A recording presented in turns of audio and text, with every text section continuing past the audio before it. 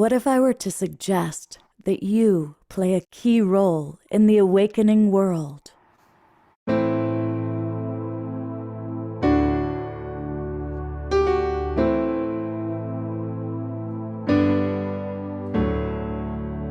that you are watching this because you have heard the call.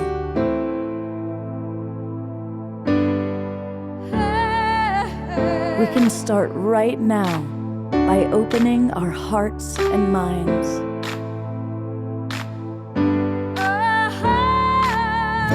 Welcome to the awakening world.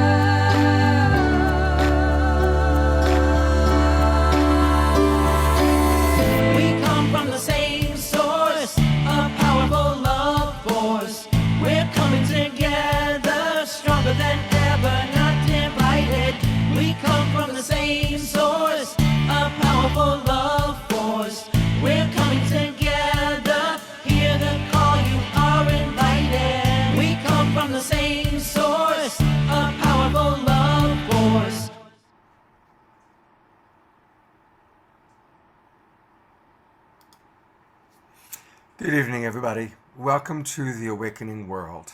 I want to welcome all of the people that are in our Zoom room, and as you come on in, if you haven't already, let us know where you are geographically, and welcome. I also want to welcome everybody who's watching on the different Facebook channels. A big thank you to John and Summer Raymer for getting us out over 100 different Facebook groups and pages. And of course, a big welcome to all of you watching on Unify. From all over the world. That's one of the things that's really exciting about our Unify friends.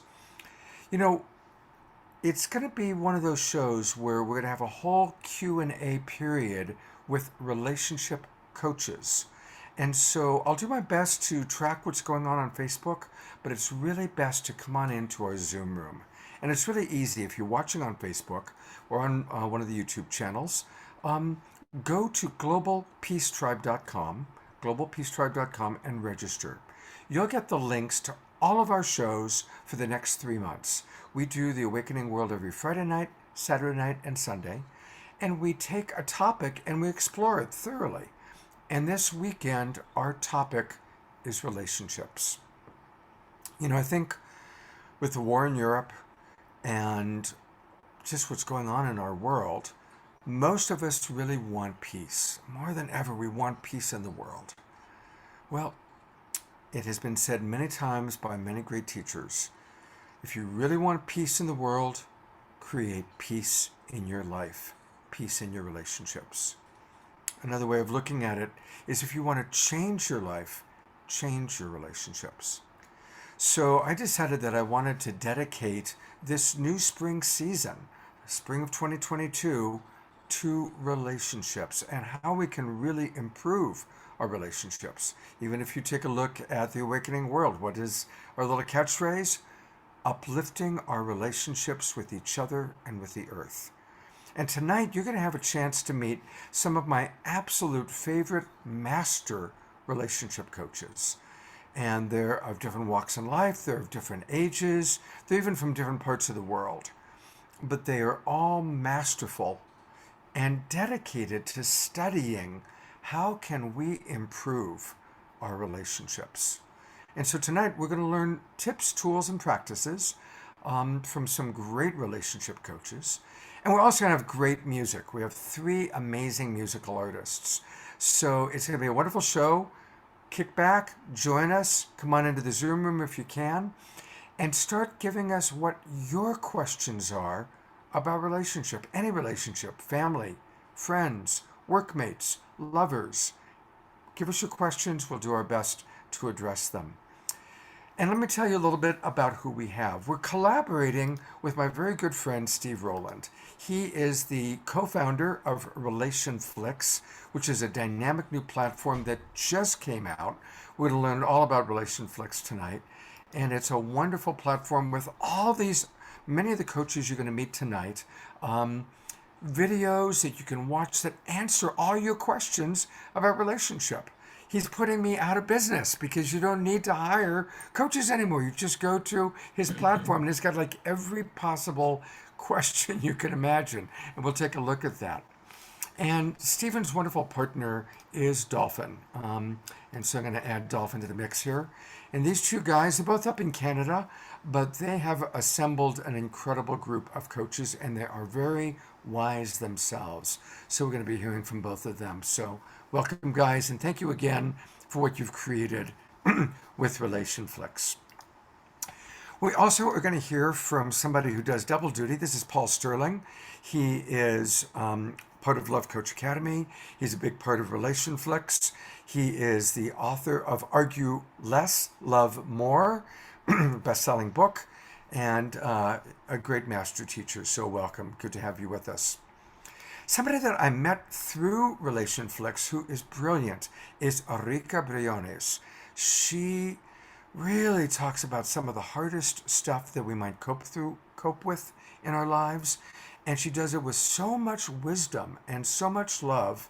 And so I'm delighted that she's back with us again. Welcome, Erika.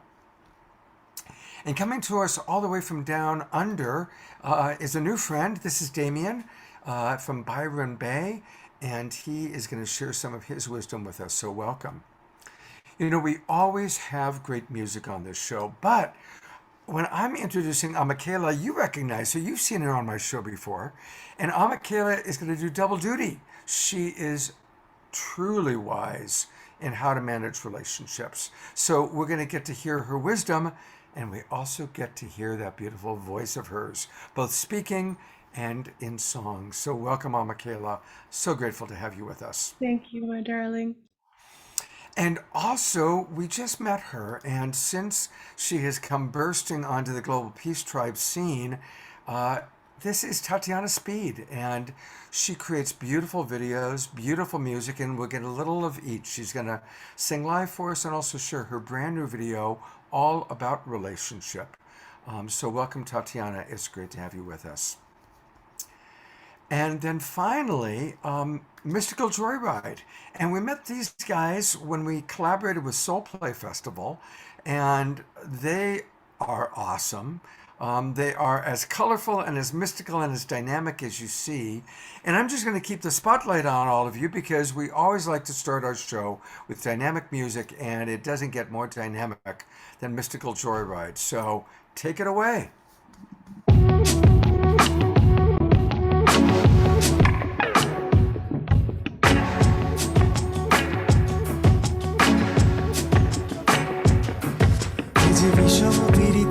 টিপিরি পিশয় ছবে আছে খয় টিপিরি পিশয় ছবে আছে খয় চাবি নিয়ে মন বন্ধু থাকো দূরে উথালি পাথালি মন পথ চেয়ে রয়ে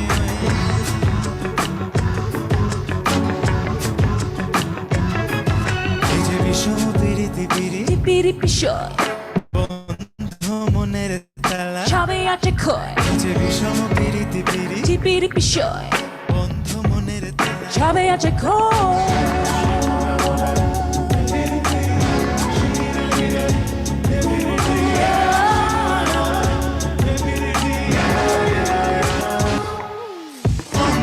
জলে শুধু ডিকি ডিকি জল দিলে নেভে না হলো একই অন্তর জলে শুধু ডিকি ডিকি জল দিলে নেভে না হলো একই আমি কইতেও পারি না সইতেও পারি না শুধু জানি একদিন আসবে গো সই তাই তো পথ পানে চেয়ে রই টিপিরি পিশয় বন্ধু মনের তালা ছবে আছে খয় যে বিষম পিরিতি টিপিরি পিশয় বন্ধু মনের তালা ছবে আছে খয় ছবি নিয়ে মন বন্ধু থাকো দূরে উথালি পাথালি মন কত চেয়ে রয়ে রয়ে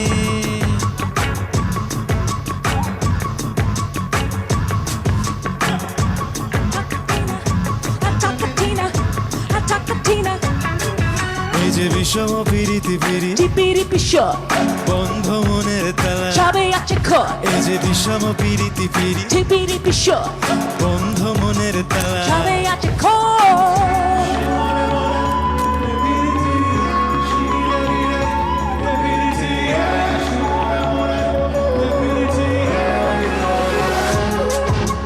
চিরদিন রেখো মনে টিপিরিটি বন্ধু তোমার কাছে মিনতি চিরদিন রেখো মনে টিপিরিটি বন্ধু তোমার কাছে মিনতি আমি যতকুল মানি না লোক লাজ বুঝি না শুধু জানি একদিন আসবে গো সই তাই তো পথ পানে চেয়ে রই পিরিতি পিরিতি পিরি টিপিরি বিষয় বন্ধ মনের তালা সবে আছে ক্ষয় এই যে বিষম পিরিতি পিরি টিপিরি বিষয় বন্ধ মনের তালা সবে আছে ক্ষয় চাবি নিয়ে মন বন্ধু থাকো দূরে উথালি পাথালি মন পথ চেয়ে রই রই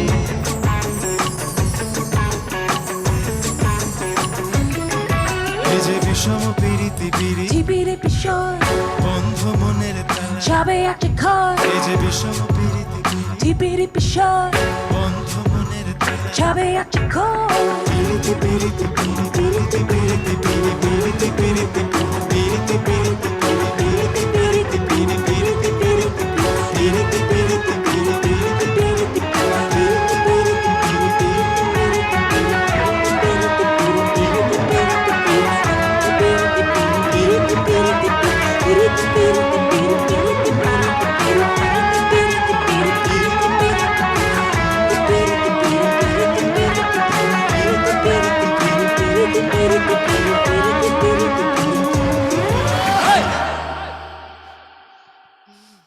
Whoa! Fantastic. Wow. You guys rock. Thank you. Ah. Thank you so much. Thank you.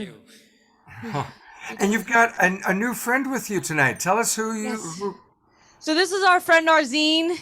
He's all the way from Bangladesh, the Bengali sensation, and we just love him. He sings with us. He sings. Arzin, you sing. Yes, he's got music coming out. Yes. Yes, I'm glad. Like I've been playing with them, and thanks for this platform. It's amazing. And yes, I do sing Bengali song, and I'm so glad to perform with them as well. Arzin. And this song, Piriti means love. well, you guys do it with a lot of love. Now, we're going to hear from them again later on tonight. But just a reminder that if you want to learn all things Mystical Joyride, it's their website. It's their name, mysticaljoyride.com. And you guys hey, it's finally happening. Live shows are coming back. And you got something coming up at the Mint in Los Angeles, yeah? Yes, this Monday at the Mint, we're playing at Honey Pot Live. Arzin's going to be performing with us as well. So it's a free show in LA, all ages. We play around 8:30, so come on out if you can. And a reminder, everybody, that they're going to be at the Soul Play Festival. And many of you, of course, saw us when we had the big Soul Play collaboration, albeit Soul Play teaching. And so that's going to be fun. Hey, I also wanted to take a moment to just let people know a little bit more about Arzin. Arzin, you've got an album that we can find on Bandcamp. Just go to Bandcamp and put in his name, Arzin, Arzeen, and tell us about your album. So I have been writing songs actually for a long time, but the first time I'm actually putting my album. It's like it has 8 songs, and I composed and. With the help of my friends, it's finally out now. Yes. Oh, congratulations. Does it feel like giving birth to a baby? Yes, kind of. Yes, actually. I'm very excited about that. Oh, good. Well, thank you. Great to have you guys with us. Stick around. We've got a really fun show, and we'll see you in about 45 minutes to an hour. Yes, thank you, Scott. Thank you. Absolutely. All right, I get to introduce our first speaker. And again, you're going to get a chance to meet several wonderful coaches tonight. And so each coach is going to give, a short presentation about what's alive for them. And then they're going to come back and we're going to do a roundtable kind of Q&A. And that's when we can answer relationship questions. So again, whether you're watching on Facebook, when you see me look down, I'm looking at Facebook, or whether you're in our Zoom room, start giving us what your questions might be about relationship. And our first presenter that we're going to have And she's back. We've had her on the Awakening World a few times now. This is Erika. She's a big part of RelationFlix, and she's the writer of the Sacred Prostitute Chronicles. She's a facilitator of women's sexual empowerment workshops, and she's a self-pleasure shaman. Let's just breathe that in for a minute, all right? And how powerful.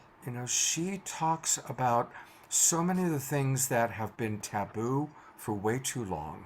And she brings this beautiful understanding of our current culture, but she also has a shamanic side. And that comes from her native indigenous wisdom as a Yaqui and medium. She has a focus to be an advocate, to use self-pleasure as a ceremony. It's so important for us to learn to love ourselves and to even self-pleasure, and there's so much shame in our world around that. One of the things I love about Erika is her ability to help people very compassionately confront the shame they may have grown up with and to transcend it. So thank you, Erika, for being with us. Thank you, Scott. That introduction warms up my heart, and I speak for the women and men that have been silenced and have not had permission to talk about sexuality. And there's a common buzzword, and that is block chakra. And every time I think about that, it's really about the inability to talk about the taboo. So for me, when it came to my sexual abuse, like most little girls and boys, it's either the parent will believe you or the parent will not believe you. And in my case, when I shared my truth with my mother about my abuse, I felt free. I felt pleasure. I felt pleasure to talk about what was happening.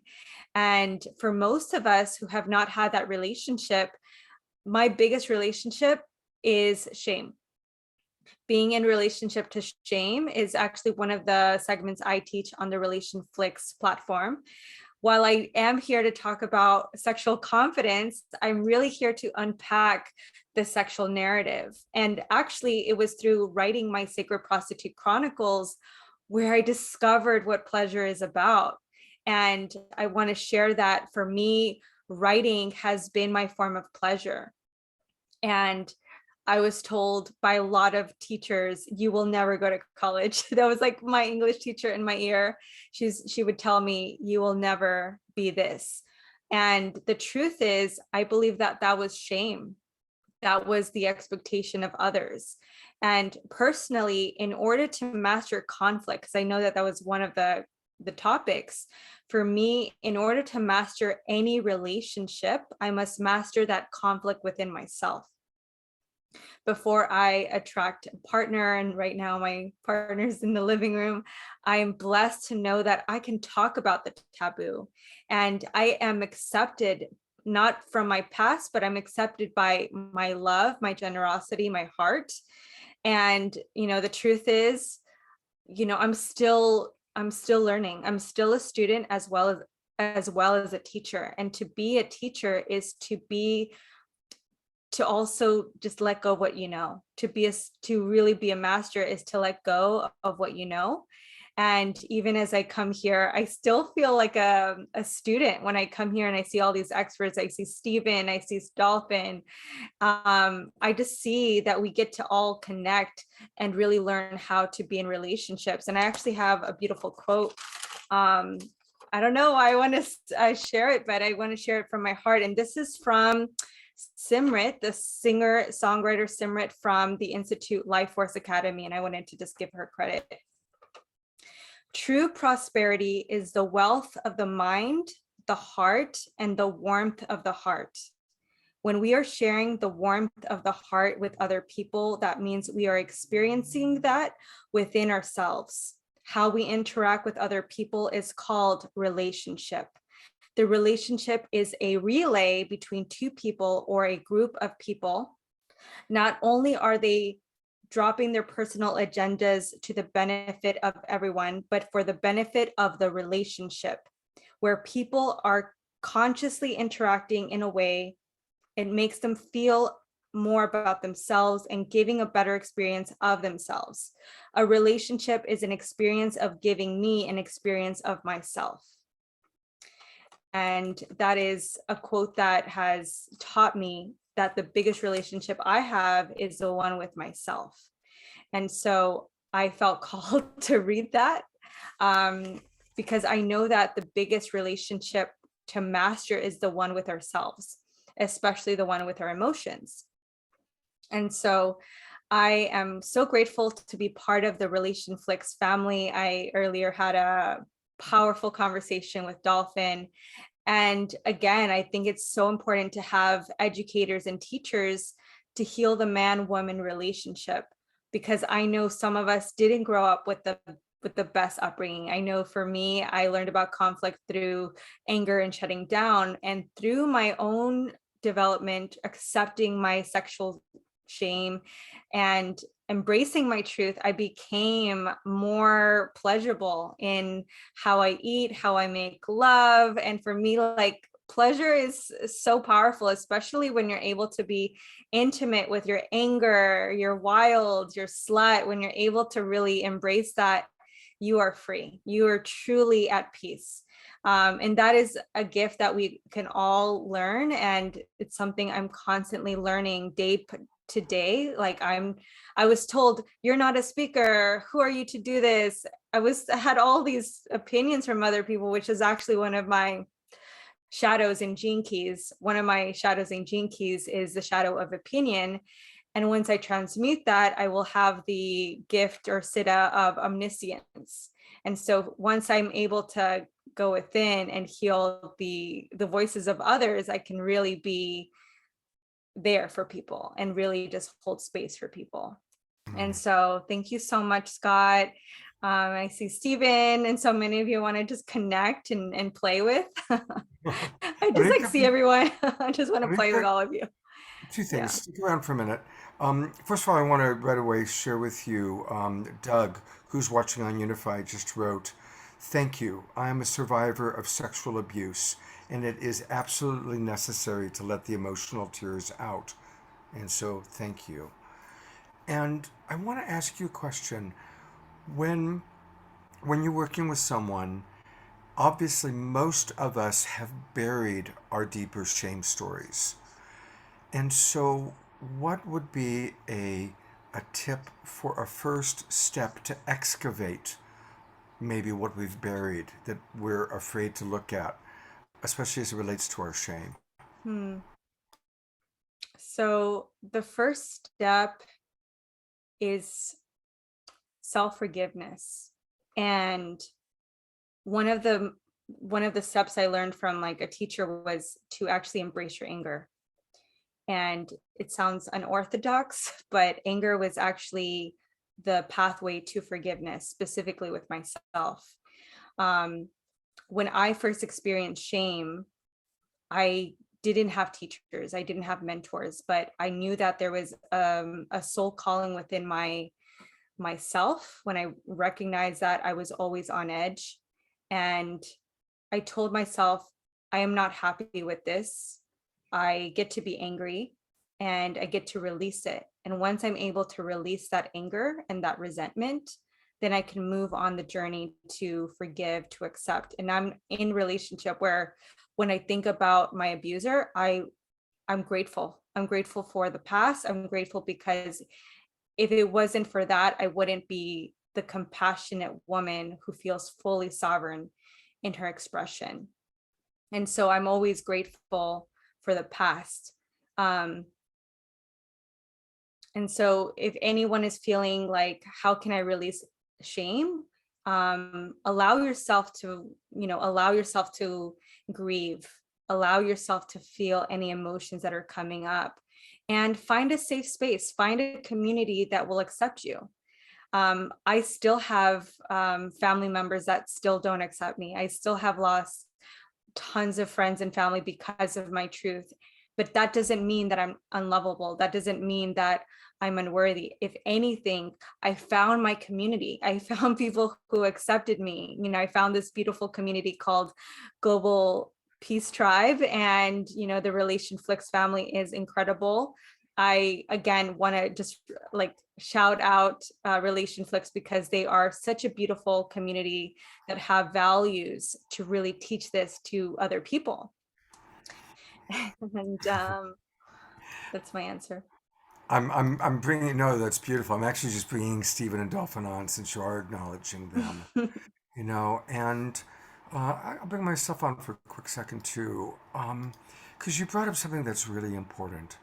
So often in life, maybe the family we grew up with, or a particular set of friends that we've been with, when we are ready to follow our soul's calling to move forward, to break out of a box, oftentimes we are shamed.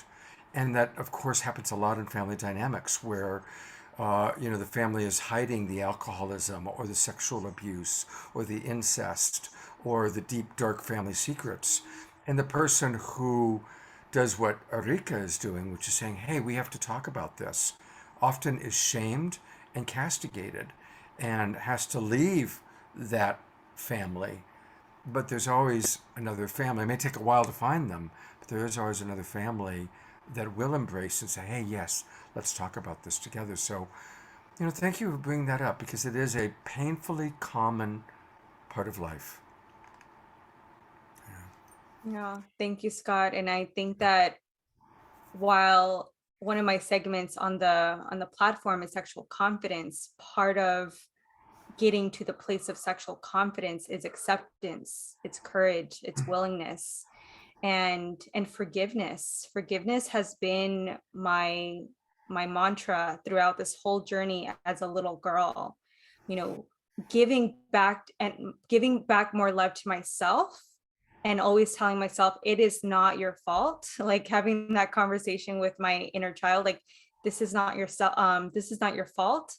And for me, one of the biggest processes is like inner childhood work, placing your hand in your heart.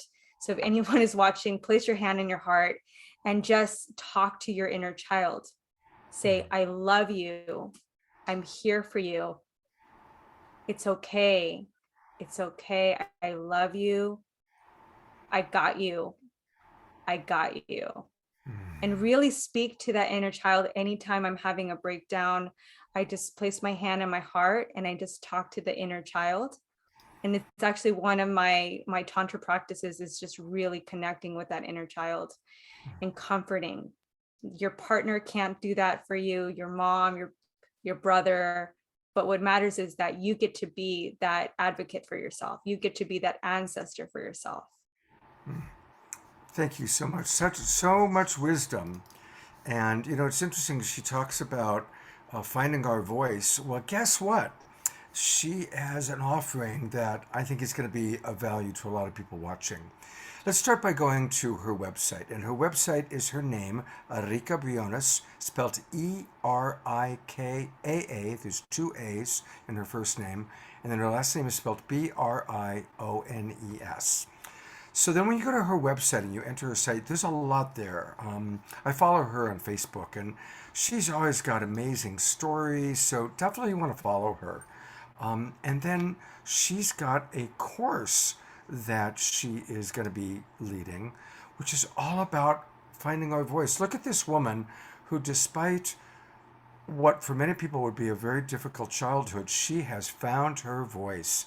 And you're going to help other people do that. So tell us about your Embodied Voice workshop, the 5-day challenge. Thank you so much. I am so excited. I'm like so passionate about this challenge. We already have 77 members signing up to this course, and it's really a discovery of your authenticity.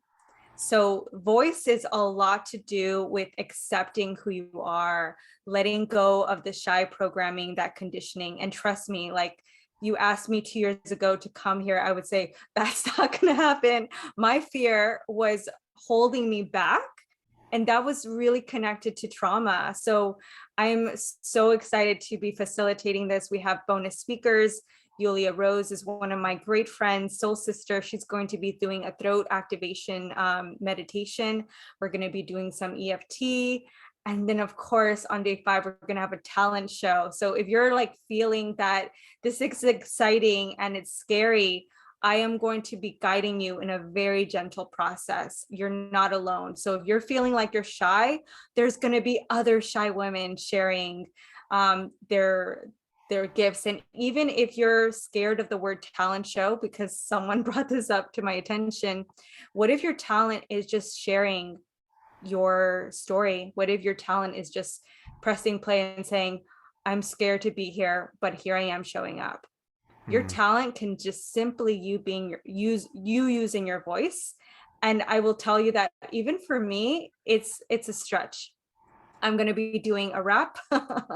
So it's going to be exciting. We get to release shame, we get to release fears, and it's an exciting project. So anyone who joins, it's free. You get tons of support, and that is the free challenge. It's fantastic. Thank you so much, Erika. You are such an inspiration. Yes. Also, it starts May 25th through the 29th. There's also going to be bonus videos from experts, and it's going to be available until June 31st. And so people just go into your website and give you email address and name, and that's how they sign up, yeah? Yeah. Okay, it's nice and easy. Erika, thank you so much for your wisdom, and I think you'll be back for our roundtable chat at the end, yeah? Yes. Great. All right. Well, we are going to go from isn't she a powerhouse? We're going to go from one woman to another. And I am so grateful when I asked Michaela, you've seen her on our shows before. And I said, it would be great to have you on this show because you have such an understanding of relationships. She does so much wonderful work in the world. And she is an active person. She is an activist. She's an actress. She's an award-winning singer. She is the executive director and founder of the International Cultural Arts and Healing Sciences Institute. She is absolutely making the world a better place. So, Michaela, thank you for being with us, and I'm eager to hear what you'd like to share with us tonight. Thank you so much, Scott. And I have to just say, first of all peace begins with forgiveness. Erika, you are the fierceness, being your full sovereign self, yes to authentic expression and fullest freedom and integrated integrity. It was just beautiful to hear you speak. And with that, I say, oh, Hashume oya, Hashume oya, Hashume oya.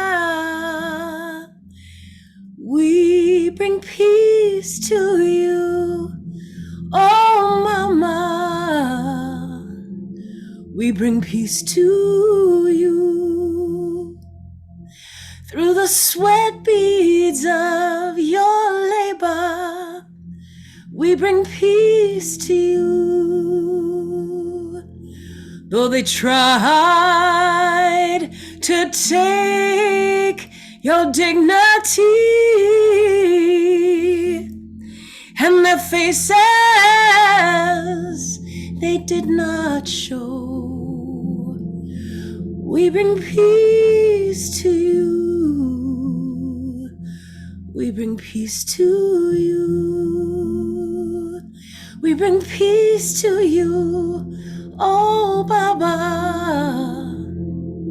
We bring peace to you. In your darkest hour of morning, we bring peace to you.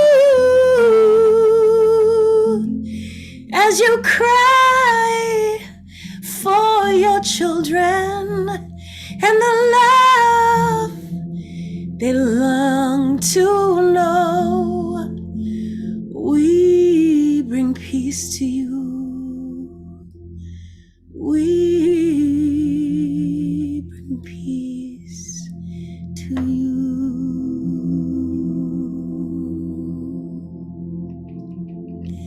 Blessings, my beautiful family. As always, it is such an honor to be with you all here tonight as we celebrate life and love and sound and the reconnection to our connection. And as I offer you and your ancestors highest praises, I would love to sit with the question with each of you. How are we living into our blessings and value ourselves and our relationships? How do we value our commitment to our family, be they furry or feathered or skinned or scaled? How are we living into being our best self? By being fair and honest, by being equal and in balance, in harmony, in gratitude. Where in our bodies do we hold peace, accountability, responsibility, respectability, and with whom do we share our most vulnerable parts? For what is freedom? What is right? As we watch with open eyes and wounded hearts at what is happening around the globe and wonder when and where and how will it all change or shift or become inclusive and loving and whole? How can we forgive and move into healing? It is a question that requires more than an abstract cerebral reasoning. It requires the opening of our kaleidoscope diamond mind to embrace all the parts of all of our kin, homatakiasin, and move from the who, what, when, where, and how into the why.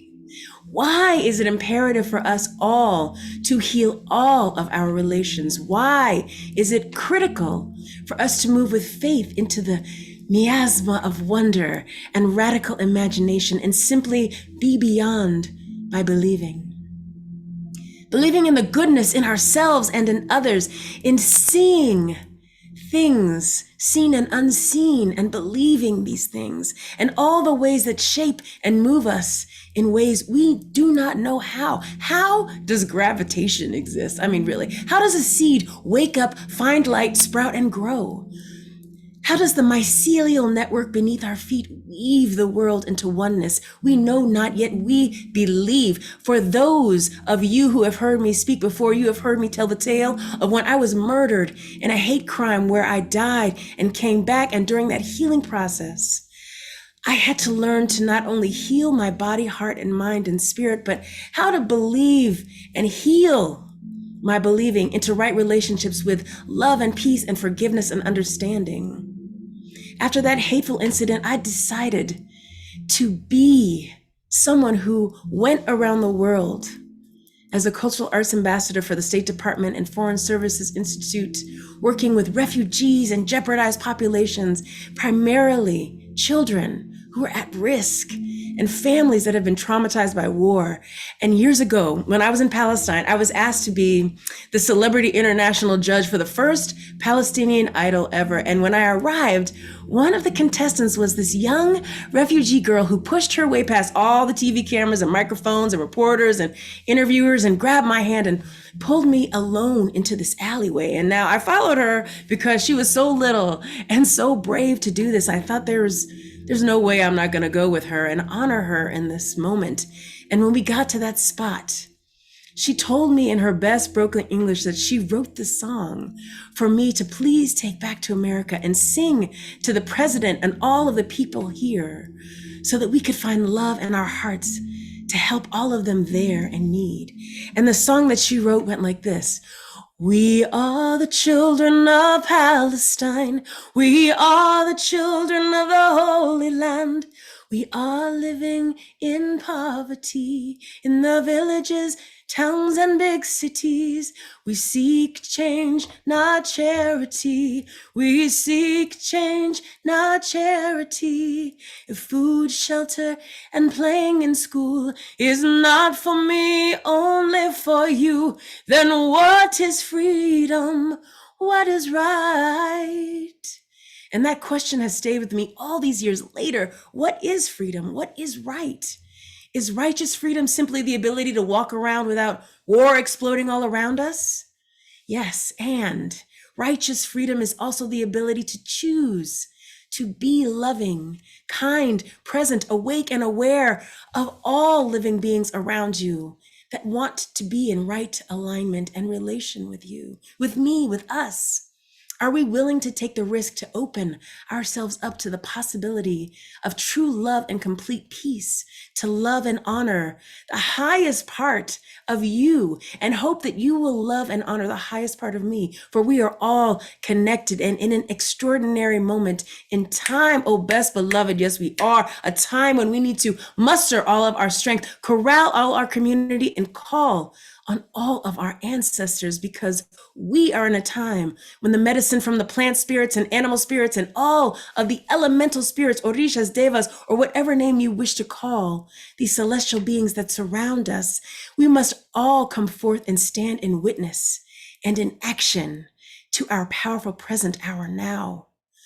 Yes, my beautiful, darling, and empowered family, we are in a time where we not only can make a difference, we must bring peace, we must be peace. We must bring joy, and we must be joy. We must bring love, and we must be love.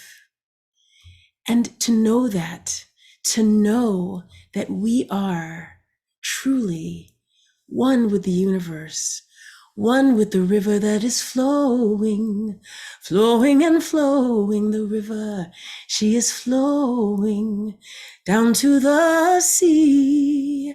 Oh, mother, carry me, your child I'll always be. Oh, oh, mother, carry me down to the sea. Remember, the earth is our mother. We must take care of her. You are our family, and we must take care of each other. I am you, and you are me, and we are one. And that is how we stay in right relationship with ourselves and the world. Ashe, aho, amen. Oh, Michaela, I wish everyone in the world could just listen to what you have to say. Your messages, and you delivered with so much love and compassion. And, you know, this show's going to go late, everybody, because I just can't cut people off. There's too much to go on. And there's a really interesting question that came in on Unify in response to something you sang. And the question is, how can the cursed receive peace? Interesting question.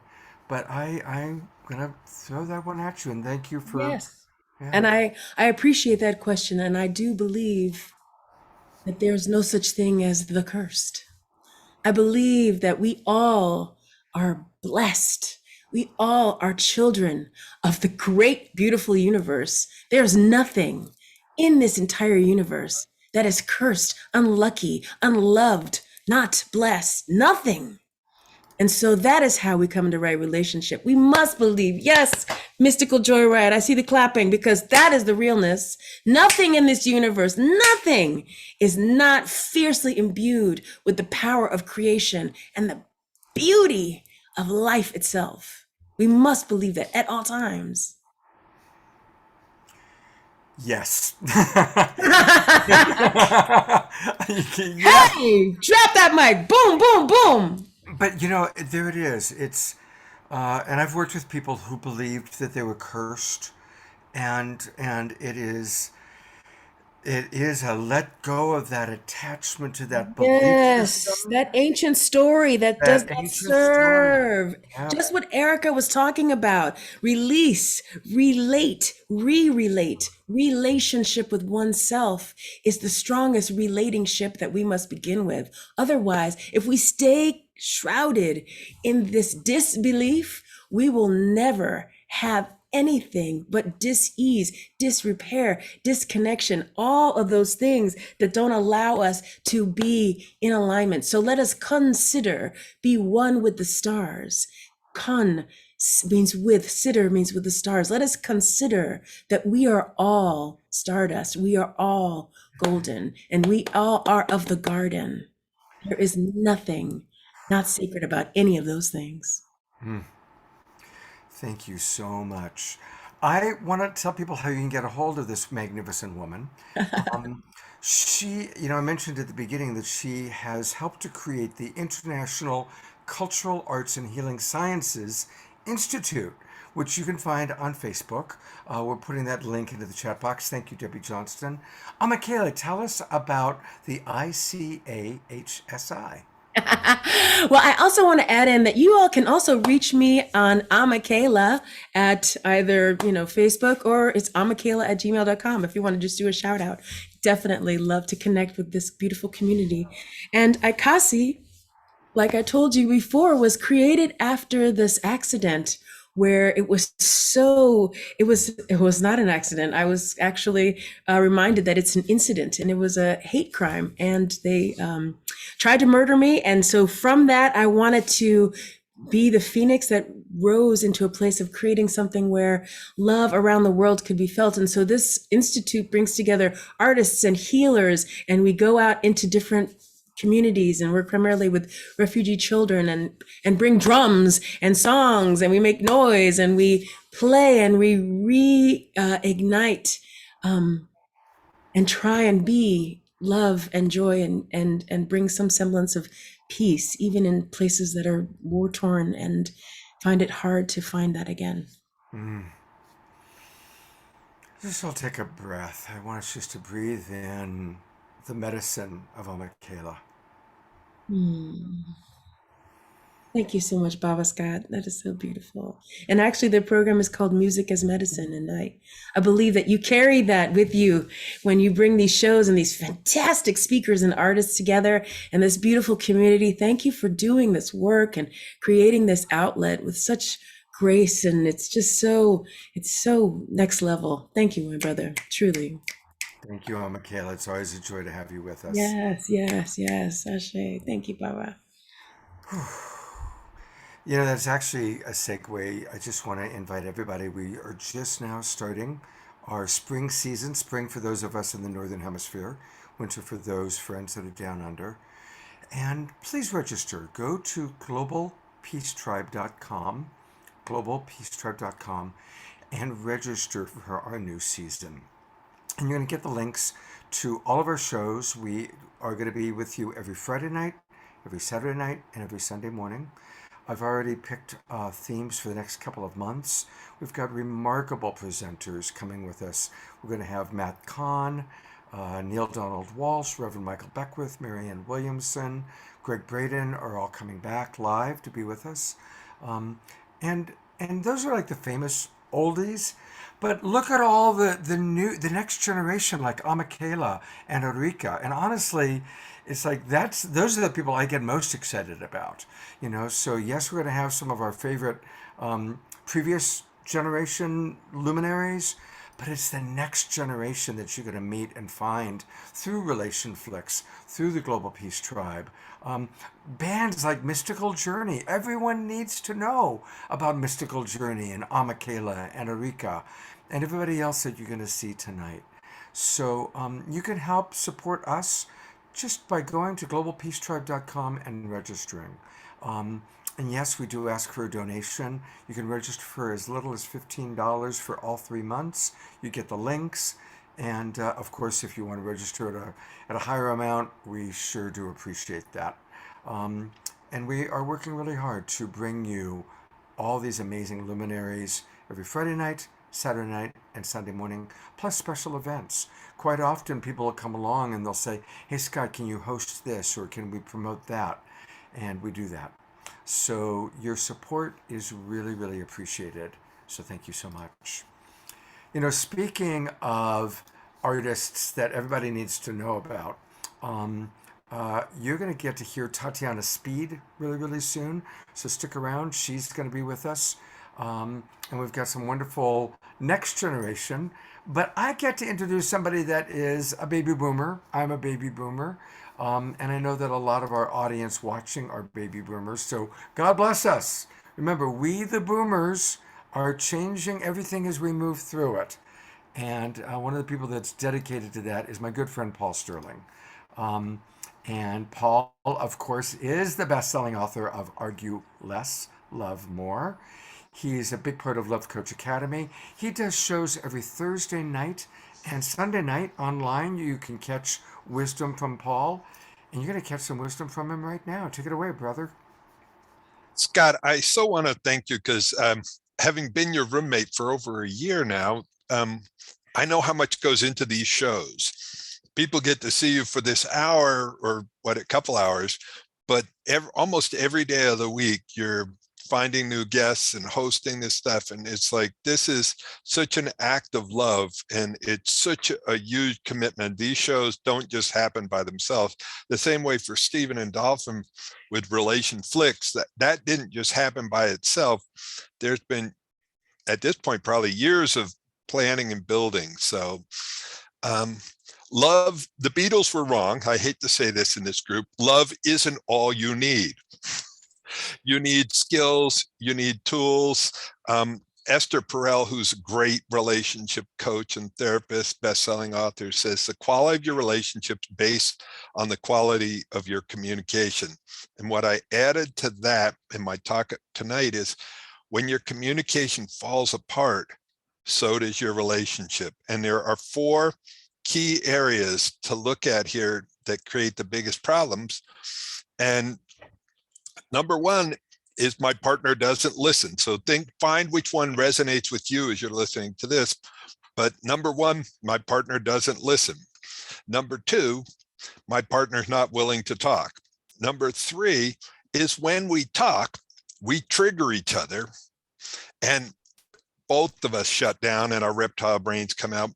And number 4 is we don't know how to recognize when we're triggered, how to recover from triggers, and then how to repair the relationship. So I've been teaching this stuff for over 25 years, studied with Marshall Rosenberg and Tony Robbins, and Byron Katie, just a whole list of people. But what I want to do is give people a story tonight of one of my clients. And this is an interesting story about how these tools can be used in the most interesting of spaces. He was flying from Milan to Miami, and he happened to be the captain of a 777, one of the biggest flying machines we have, which has a payload of between 500 and 650,000 pounds. So here he is flying this jet, lands it in Miami. They're going up to the gateway, and he hears some upset happening in first class, and he gets the plane parked, and somebody's pounding on the door to the cockpit, and one of the stewardesses says, "You got to come back here. One of our first class clients is freaking out." And so he gets himself situated. Co-pilot taking care of everything else. He turns around, he walks back there, and he's going, he told me this later, he goes, "What would Paul say? What would Paul say? What would Paul say?"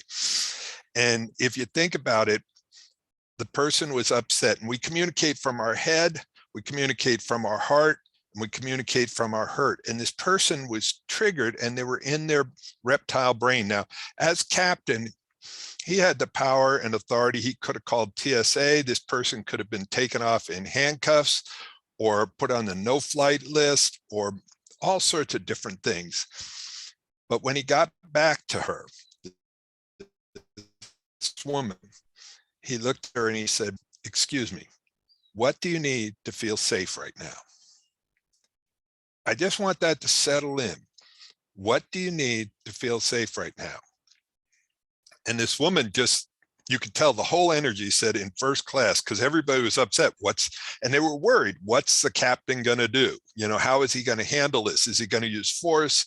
Is he going to try to dominate?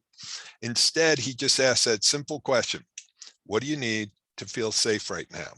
And say it to yourself, like, take a second, because that's what we all want. We want to know that we matter. We want to know that our needs matter. And she reached out and grabbed his arm gently and said, "I just need to feel secure." He said, I got you. And he took her all the way to customs. Now, he says that he has gotten more letters in this short time since he's been applying sort of the nonviolent communication, the compassionate communication principles on his jets. He's gotten letters from the stewardess and the stewards and from passengers that flying on his airplane is a different experience. So I want you to think about that, how different experience you can be in your relationship. How can you transform the way you interact with the people you love to create a safe space? Because the reason that someone's not going to talk to you is because either with you or with somebody else, what they've said in the past has been used against them, to like, so why would I talk if I think everything I say is going to be used against me? And the other side of that, and Dolphin kind of talked about this a little earlier, but why won't I listen to you is if I'm afraid that what you say is going to feel like an attack on me or a punishment of me. So I'm going to defend myself by not listening, or I'm going to defend myself by not speaking. So these are some of the principles, and it's easy. Well, actually, no, sorry, wrong thing. It's simple, not easy. When we get triggered, we have a choice. We can either respond or react. Here's the thing about reaction. And I watch it. I watch it in the thread tonight. I've watched it, in the communication. When we go into reaction, we think that there's only one of two choices. When we're in reaction, it's either dominate or be dominated. Look at Facebook right now, the communication, look at politics right now, the communication that's happening. We have a hard time working across the aisle, whatever that aisle is, whether that's the aisle in politics, whether that's the aisle in our neighborhood with our partner. And these principles I have taught, and I was lucky enough to study with Marshall Rosenberg, the creator of nonviolent communication. And I took the principles he taught me, my interpretation of them, and I taught him in prison for 8.5 years, to anywhere from minimum to maximum security, and tested him there and tested him with at-risk youth and teenagers. And it was transformational. I had some teenagers come to me and say, Paul, if I just realized that my mother has feelings and needs. I never knew that she had feelings and needs. And sometimes parents try to be so stoic. And I had one maximum security inmate. He was leaving, and this is the second day of my course with them. And I can see him, and he gets right back here, and he stops, and he starts backing up. And, when I'm in prison or jail teaching this course, I'm pretty hyper vigilant. So when somebody's backing up towards me, I was like, my little spider sense goes, and he stops right alongside me. He looks at me and goes, Paul, if I had learned this stuff in high school, I wouldn't have spent 20 years in prison. If I had learned this stuff in high school, I wouldn't have spent 20 years in prison. And what we have to realize is that everybody out there is really doing the best they can with the tools they have. And that's why I love what Scott does, what Stephen and Dolphin are doing, and my fellow coaches, is what we're trying to do is give people better tools. Like if you give somebody a nail and a rock and a hammer and say, which one do you want to use? Well, almost everybody will pick up the hammer. But if they don't have a hammer, they're going to use the rock. And that's what happens a lot of times in communication. We're using rocks on each other versus something that's elegant and enrolling and compassionate and connecting. So that's about it for now, Scott. There's so much more to teach, but. Well, thank you. And a reminder again that he does shows every Thursday and every Sunday. And believe me, I do know what it's like to put together shows. And his shows are very interactive. So it's a great opportunity to get, direct coaching with him. And then also go to his website. And his website is the name of his book, ArgueLessLoveMore.net. And when you go there, he's got all sorts of good stuff, of course, all the testimonials. But click on watch video, and when that happens, you get a chance to just put in your name and your email address and your phone, submit it, and you're going to get a free copy of the book sent straight to you. So thank you, Paul. That's a great, and thank you for your wisdom. Thank you for You're dedicated. I live with you. We live together, and he's so dedicated. He's there working with people all day, all night, supporting people, saving the world, one relationship at a time. Absolutely. Thanks, All right. Scott. Thanks a lot. We'll see you in a few minutes. We're going to do, again, a reminder, we're going to have a big kind of Q&A period with all of our coaches at the end of the show. So get us your questions. Okay, you heard me talking about the next generation. And Tatiana is a great example of that. And in introducing her, I want to acknowledge that there's an interesting experience that we see in humanity. And it's when life's circumstances take place in such a way that a person goes deep, deep, deep within, maybe for years. Moses cast out of Egypt and out in the desert for 7 years, where he attained whatever knowledge he needed to come back and lead his people. Jesus, who, basically disappeared from age 12 to age 30. Well, you're in good company, Tatiana. I hope you don't mind me putting you in the same with Jesus and with Moses, but she went into a period of deep isolation for many years and is just coming out, and she's coming out with music and wisdom through her music. Obviously, she has a tremendous artistry that you'll see, but she also has a real understanding of the human condition and the human experience that comes through in her words and in her music. So welcome back to our world. We have missed you and we need you. And we're grateful to have you on Global Peace Tribe. Oh, thank you so much, Scott. It's such a joy to be back and in this community and just to see and hear these incredible speakers. Like, I am just inspired over here and lit up, and I'm feeling catalyzed and just really in awe of this community. And yeah, I did. I took a 6-year pause, meditating in the woods, doing some very deep inner work and transformation from a health crisis. And like Scott said, it's really been my own deepening, my own evolutionary path towards awakening and stepping into being an instrument, hopefully for greater good for this world. And the song I want to share this evening is a new song.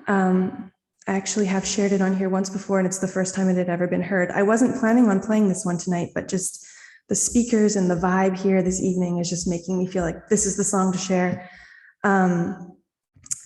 And yeah, this song shares there's two stories that are presented in this song. One is the story of a refugee, and the other is the story of a soldier. And just like Paul was saying,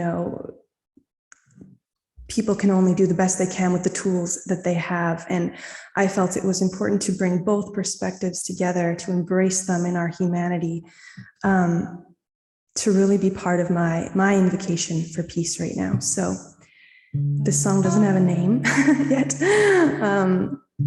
but it's really my prayer for peace on earth. Oh, and I'll just say that both of these stories were told to me by people in these circumstances, and have given me permission to share them and play them here. So.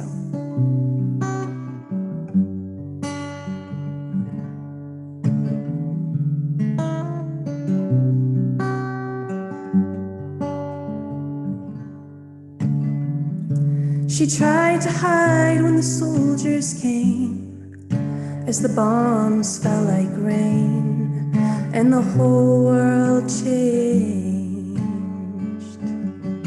She lived in a land that once was free. Now she wonders if she'll live till the morning.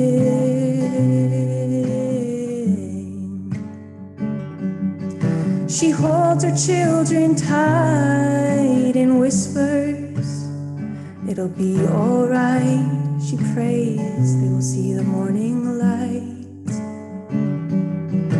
Grateful for the break of day, she gets on her knees and prays, let there be peace on earth.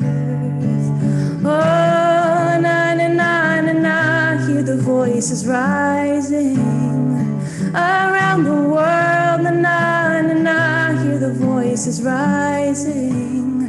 May there be peace on earth. Na na na na, hear the voices rising. May there be peace on earth.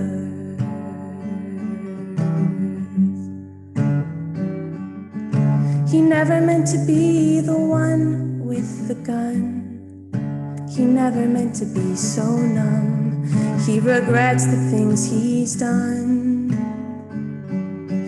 He wanted to serve, he wanted to be brave, but there's a price that has been paid. Innocence died along the way. Never to question, just obey. He knows deep down he's lost his way. He gets on his knees and prays. Oh, na na na na na, hear the voices rising around the world. Na na na na, hear the voices rising. May there be peace on earth. Na na na na, hear the voices rising. May there be peace on earth.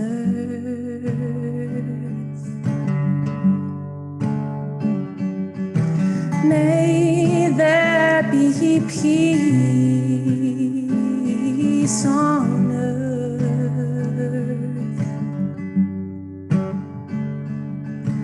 May there be peace on earth.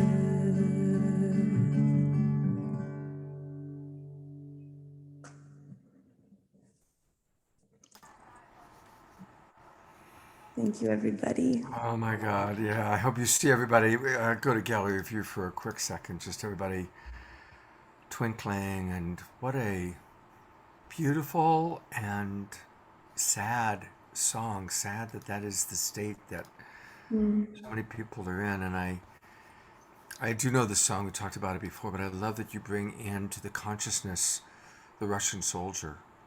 You know, I've coached a lot of men that were Vietnam veterans, and similar thing. I mean, they were just kids, and they were in a place they should never have been, doing things that were just not appropriate, and how it's just devastated their lives. And we're gonna have the same thing. Obviously, the devastation for the people of Ukraine, but also those poor kids that thought that they were on a training exercise, and they were told that they're going to denazify Ukraine, and then they get there and they're getting killed, and they're just seeing that it's their own cousins, that it's so tragic.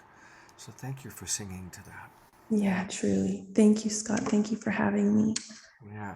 Now, don't go away. I want to let people know a little bit about, and we're just going to come back and do at least one more song tonight. And maybe we might get a song and a video, actually. But I had it here and then I lost it. Here we go.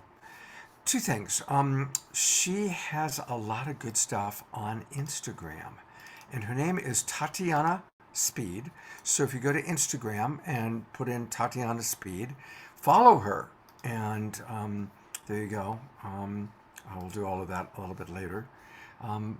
She also has her website, and I'm going to stop and go back to the website for a moment here. I got so caught up in your song, to be honest, I wasn't ready. It just was like so dropped in with you, so thank you. Her website is her name, TatianaSpeed.com. And so absolutely everybody, subscribe, join her so she can, keep track. Please buy her albums. Let's support our musical artists. It is so important to support people like Tatiana, and your beautiful heart, your beautiful voice, and your beautiful blessing to be with us. Thank you. Thank you, Scott. Yeah. And she's going to be back. I'll be back. We got more Tatiana coming. All right. Now, we are collaborating with Stephen and Dolphin. It is a RelationFlix weekend. And so I'm going to there's Dolphin, and I'm going to bring Stephen back up. And I'm going to let them introduce this next speaker. and maybe share with us a little bit more about RelationFlix. We've got a lot of people that have joined us since the early Zoom Room show. So, guys, tell us a little bit about RelationFlix, then introduce Damien, and then we'll go take a look at the website after Damien speaks. Go ahead, Dolphin. Yeah. Yeah. So, I mean, the RelationFlix platform came to life several years ago. Stephen and I sat down. It was his brainchild. He had a deep passion for relationships and communication and supporting people in finding their way. And when we sat down, it was the kind of coalescing of deep passions of ours. We wanted to bring our work around relationships as well as our love to tell stories and create video and film content. And it was like one of those conversations where as the conversation unfolded, it was like ding, ding, ding, ding, ding, ding, ding, ding. All of these pieces lined up and we were both like, yeah, this is it. And then we've been at it since then to create a platform that brings answers, support, transformation, information to people so they can find and create and sustain the relationships they want. So that's just the snapshot of us and the project. The Damien, the guest that's about to come on, I'll say a couple things and then maybe Stephen can fill in any gaps that I leave. I got a chance to meet Damien sort of at a distance. I got to read his writing and hear a little bit about him and how he likes to work. He's one of those people who's able to weave kind of poetically different information from different sources and bring them together in a way of describing things that provides kind of resolution where there wasn't any, or at least very little. He provides insight where a lot of people have looked and spoken to, but finds a way to bring something new to the insight or something new to the perspective that for me, that's something I love to do. And when I see someone who's really masterful at it, it's like watching a professional athlete or a high level world-class performer do what they do. You just watch and you go, oh yes, like that's it. So that's been my experience of Damien in written form, also in video. And this journey has been one where we get to meet the people that we look and admire from afar. And so he's one of those for me. I've really enjoyed getting to know him better on a more personal level. We have some things in store around RelationFlix. So he will be included in all the ways that we're able to include him that he wants to step into. It's just an absolute pleasure to have him. He's a massive asset to us and to the world. And yeah, Damien, it's great to have you and looking forward to what you have to share. Yeah, I want to echo what Dolphin said there and just offer some of my praise towards Damien. And there's like this quality of heart-centered, raw realness that I experience with Damien that's just so refreshing and I experience as just like untainted by some of the common masks and personas that people can wear. And he just kind of throws himself in the arena, speaks what's true, real, and alive in his heart, and in doing so brings such profound insight to really difficult conversations and relationship dynamics. And yeah, just really appreciating the big gift that you bring there, Damien, and especially the way that I've witnessed you embody and actualize the authentic relating teachings that you bring to the world in such a tangible way. So yeah, it's great to have you on the show and great to just keep being in the sandbox with you and how we can play together with the RelationFlix project. And so a question that I have for you is in regards to that level of realness, like I experience you as being like really self-attuned and having such an incredible capacity to translate into language. And so if someone wants to cultivate that skill set, yeah, I'm curious what you have to say about that. Like, how can people enter that space of being attuned to what's real for them and having the courage and skills to communicate it? What an interesting question. I think I want to answer it in like two parts. The first side of that would be like articulation is a skill, the ability to speak kind of what's going on inside of us is a skill that actually anyone can develop. It's not, some people tend to have a natural propensity towards it and a gift towards it, but we can develop that. And I think reading actually is probably the best way to develop that. I was an avid reader. I actually used reading as an escape mechanism for, feeling pain when I was young. So I used reading as a defense. So I read a lot growing up. And that, I think that reading and that experiencing the different ways that people put together thoughts and insights and ideas and prose and everything really, and language as well. When you read fiction, for example, you're reading the way people talk to each other, really develops that articulation. So that's one side. Now, the other side of that is around the level of self-attunement. So in the model that I work with, I really like to work with what I call domains of reality and learning how to be aware of those domains in ourselves, but also how to hear them in others. And I think of reality as kind of like multidimensional, like even pragmatically, not at a kind of like esoteric spiritual sense, but right now, the fact that we can even communicate is because there's Wi-Fi signals flowing through the air and, there's radio, like there's all kinds of layers of reality going on right now. And there's layers going on inside of us as well. So the 4 domains that I really focus on in terms of relating, the 4 most pertinent aspects of relating that I look at are level of sensation. So we have sensation happening inside of our body. Our nervous system kind of plugs into every single aspect of our body. So we can actually feel it. We have massive neural ganglia in our bellies and our hearts and our brain and everywhere else. So we can actually feel a lot of sensation.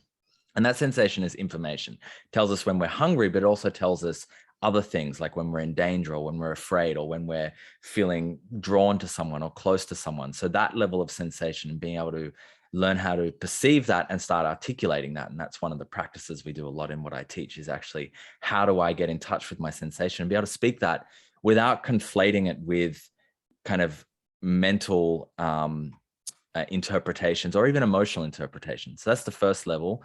And then we go into another domain. I kind of think of these as holarchically. So they build on top of each other. They add layers to each other.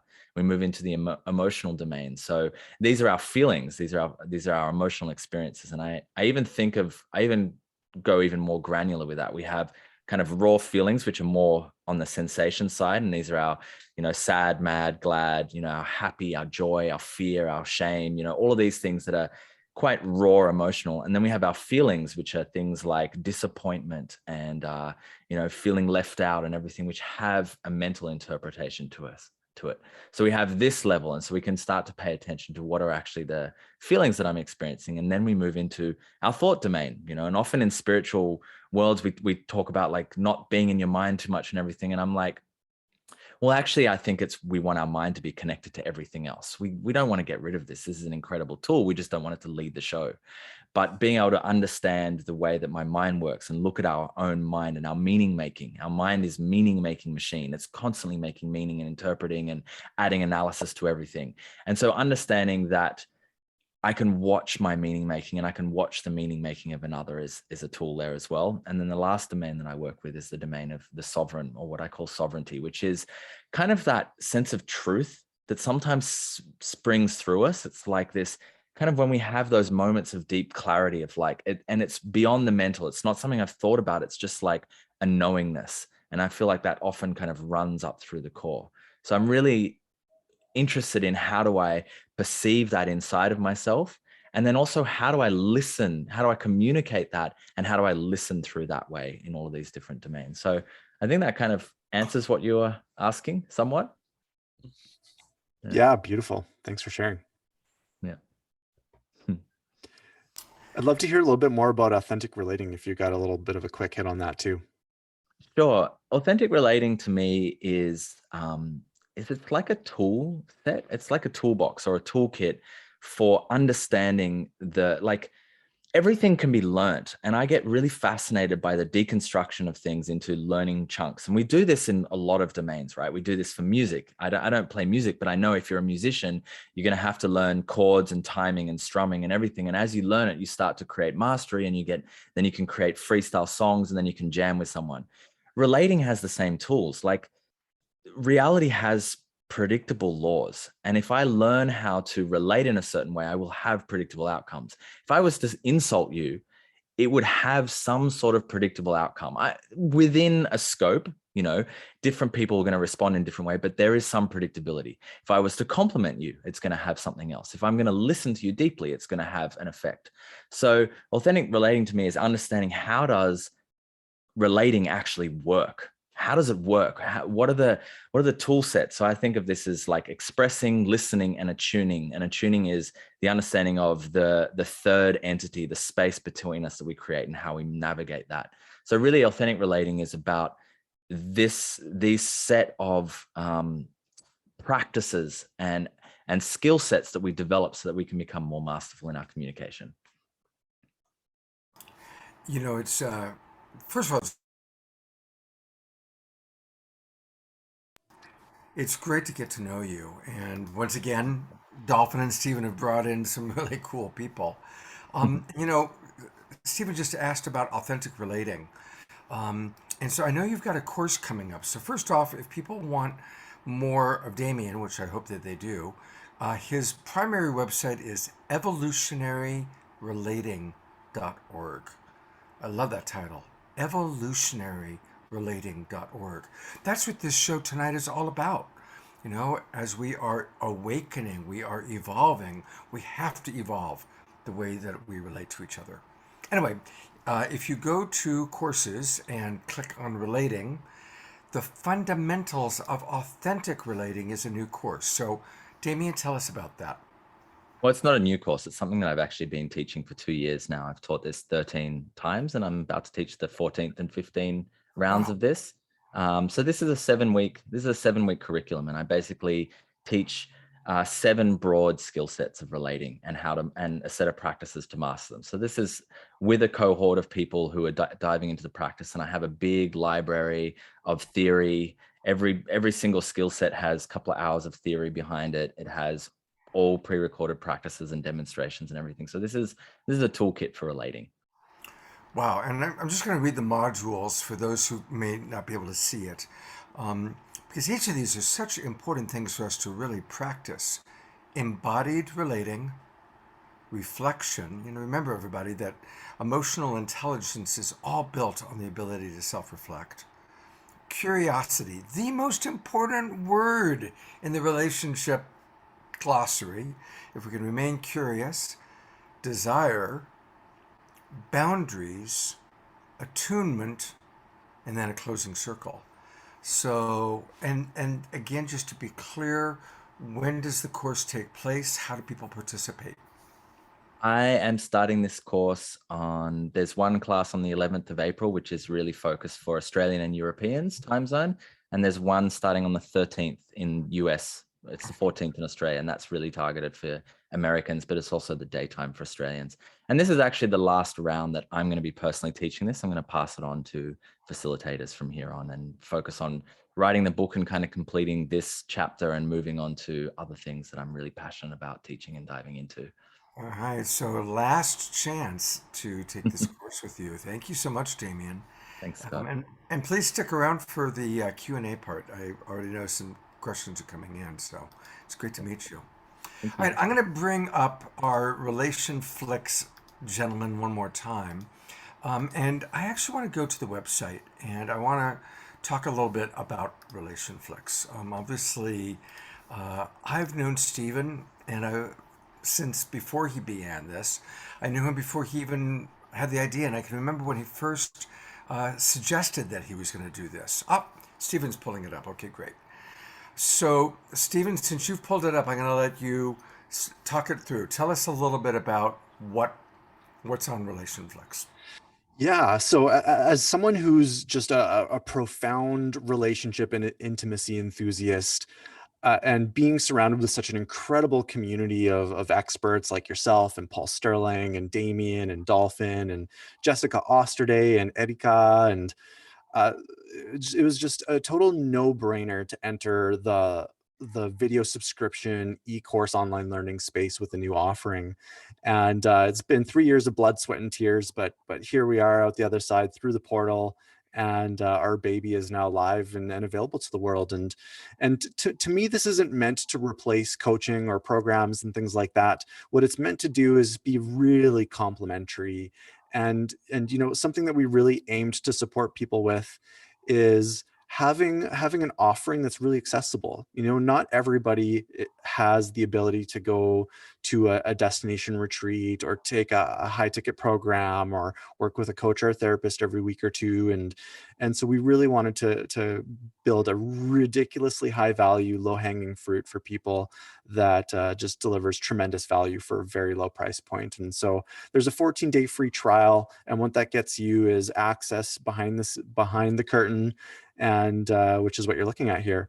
And so on the homepage, you'll see a whole bunch of different carousels, one with newest videos, and we're adding new videos all the time. And we have tons of, like, when I look at the content that we have coming down the pipeline, I have this experience of just like, whoa, this is so awesome. Just like objectively, I mean, I might be a little bit biased, but but it's like, I look at the content and the way that these incredible facilitators are bringing their magic. I'm just like, ah, yes, this is, it's an amazing product, and it's a beautiful platform. And it's meant to support people all the way across the board from their relationship journey, whether they're single and looking to create something, or they want to amplify something they already have and take it to the next level and build juice and passion and energy in what they already have. If they want to repair, if they're in conflict or in distress, and if they want support in having graceful and easeful relationship closings as well. So we support people all the way across the board, whatever stage of their journey they're on. And yeah, just to cherry pick like a few of the videos, they're like, one of the most popular videos is exploring women's pleasure, and there's a sensual massage course, and Mike Thomas, who's a brilliant nervous system expert, weaves in a whole bunch of teachings that a lot of you are familiar with: NVC, compassionate communication, with nervous system regulation, and Dolphin with his brilliant trauma healing content, and Paul Sterling, who we all know and love for his relationship framework, sorcery, and wizardry that he does. And there's a beautiful course on sensation play that's like sort of like turns up the heat a little bit if you want to turn up the heat and add some spice to the bedroom, and communication skills and conflict resolution and attachment theory and psychology. There's a personal development section, a relationship tools section that's just like, give me the tool, show me the quick fix, like that kind of a point of view. We can go there if we need help with something very specific. And there's just a beautiful drop-down menu that can help you weave through the content really quickly so you can find exactly what you're looking for. There's a course section where you'll see some familiar faces. We have a course by our beloved Scott Catamas that is just absolutely dynamite, and his course was edited by a pro Hollywood filmmaker. So we have an amazing crew on board. You know, there's attachment theory, and here's where you can find Ariel's Exploring Women's Pleasure, the entire series, and Erika's Increase Your Sexual Confidence series, and getting out of gender roles, and just a whole plethora of different content. Here's my course, which is my kind of 30,000 foot view on sacred sexuality, the 5 elements of sexuality, and weaving the physical, mental, emotional, energetic, and spiritual components of sexuality together for a gorgeously nourishing, holistic practice. And just to put a sticky note on that, we're doing for Scott Sacred Sundays, how to weave spirituality and sexuality together. So I'll be on the panel discussion for that tomorrow. But yeah, just to kind of drive it all home, there's just a treasure trove of incredible content. You can sign up for a 14-day free trial, and the monthly subscription is, in the grander context of how much it costs to get this type of education, is dirt cheap. So it's just tremendous value for a low price point. And we're adding more offerings into the mix that are just super exciting. We're building in a live broadcasting section of the website shortly, where there's going to be regularly scheduled programs every month, live workshops, very similar to what Scott's doing here with world-renowned experts and speakers, and yeah, just a whole bunch of incredible offerings coming down the pipe, like adding things like documentaries and short films and stuff like that are all cooking on the stove. So you're catching us in early days, and it's an honor to be of service to the world in this way. You guys have done a terrific job. And I want to mention that some of the coaches that aren't on the show tonight or this weekend, but I know them. Mike Thomas has been on our shows a few times. He's terrific. Michael Dyer, Sheza. So you've got just a great group. So good job, you guys. And everybody go sign up. 14 free day trial. You got nothing to lose. Go to RelationFlix.com, RelationFlix.com, and register.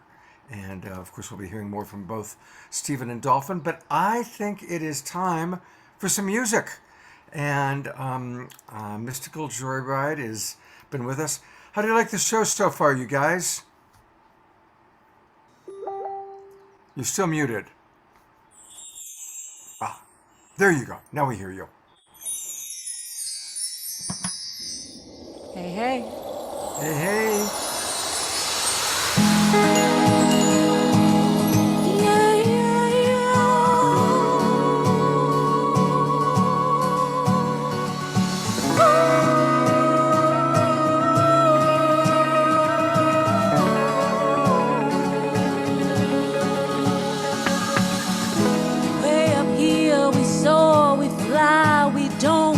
Fucks about who we are. I'm in you and you and me. Let's let our ego die.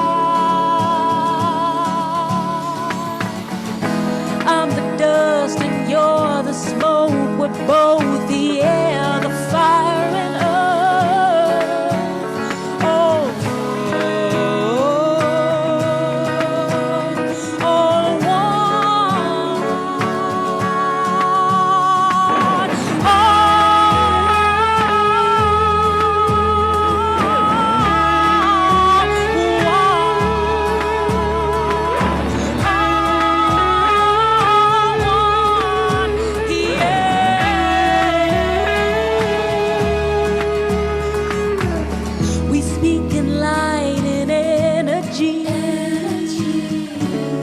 Stars and galaxies, and all together we're just learning how to love.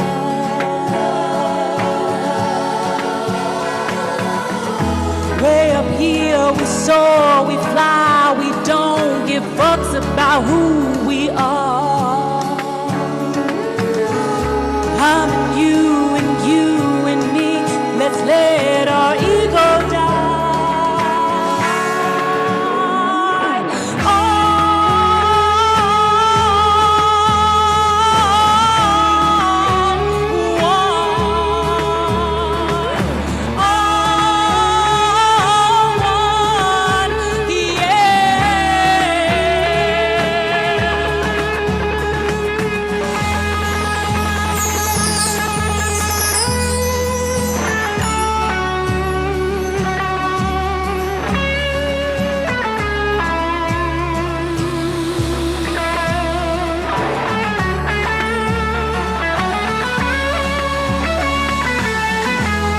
Let your ego die.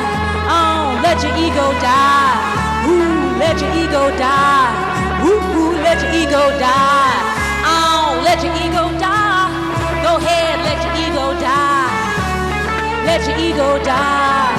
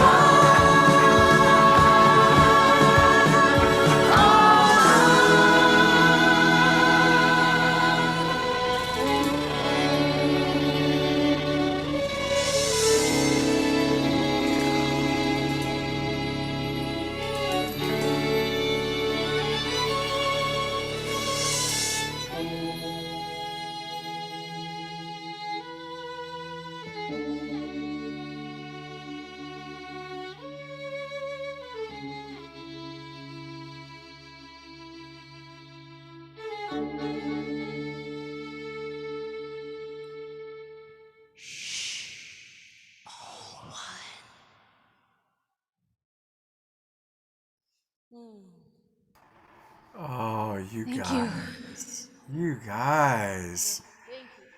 Thank you for that. Both your guitar lick was just so, oh, so soulful. He's And of singing. course, your vocals and your singing. I can't believe that two people can create that much sound and that it all works so beautifully. It's all one, baby. All one, and your message. And your message. What a perfect message for tonight's show. I can't wait to meet you guys in person at Soul Play. I know, Yes. same. Hey, Excited. and let's everybody come to California, come to Lake County, which is where I live. Soul play, soul play, soul play. Second weekend of June, we're all going to be at Soul Play Festival, and come and join us. I know some of you have bought tickets, so And Arzin's gonna be with us. Arzin's gonna be Arzin. with us. All right, perfect, Arzin. I look forward to meeting you as well. And I'm hoping I'm going to invite you guys to come on one more time between now and Soul Play. So we'll figure out a Saturday night. Oh yeah, yeah. No, you guys are just too good. Thank you. Thank you. Thank you. So thank you, and remember, everybody, mysticaljoyride.com is where you Woo. find them all out. All right, stick around for the show, you guys. Thank you. Ah, wow, what a beautiful evening again. Each person is so special in their own unique way. The music, the presentations. And I get to now introduce somebody who's actually a personal friend of mine, as well as being a brilliant coach. This is Jessica Osterday. And I'm glad your power is back. Welcome back. Thank you so much. I feel like the divine forces that be conspired. I'm so grateful to be here. There you go. I'm so I'm so happy to be here, and yeah, it's a joy. You know, Jessica is a trauma-informed life coach and a brain spotting practitioner. She's been trained in science-based therapies for heart-based healing. Think about that. Science-based therapies for heart-based healing. And I want to speak again from personal, there have been times when I was going through hard stuff, and I know a lot of coaches, I've trained dozens, and Jessica's who I've turned to for personal support, because she's so nurturing, and she also is so wise. So Jessica, tell us about brain spotting and about your work.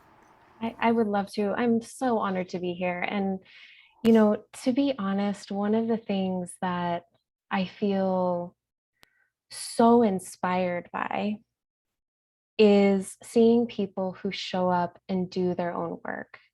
And I think because of my own trauma history and my own life's work and how much bravery it takes to actually do the self-inquiry and the learning and the tools and the integration and just the humility of the whole process.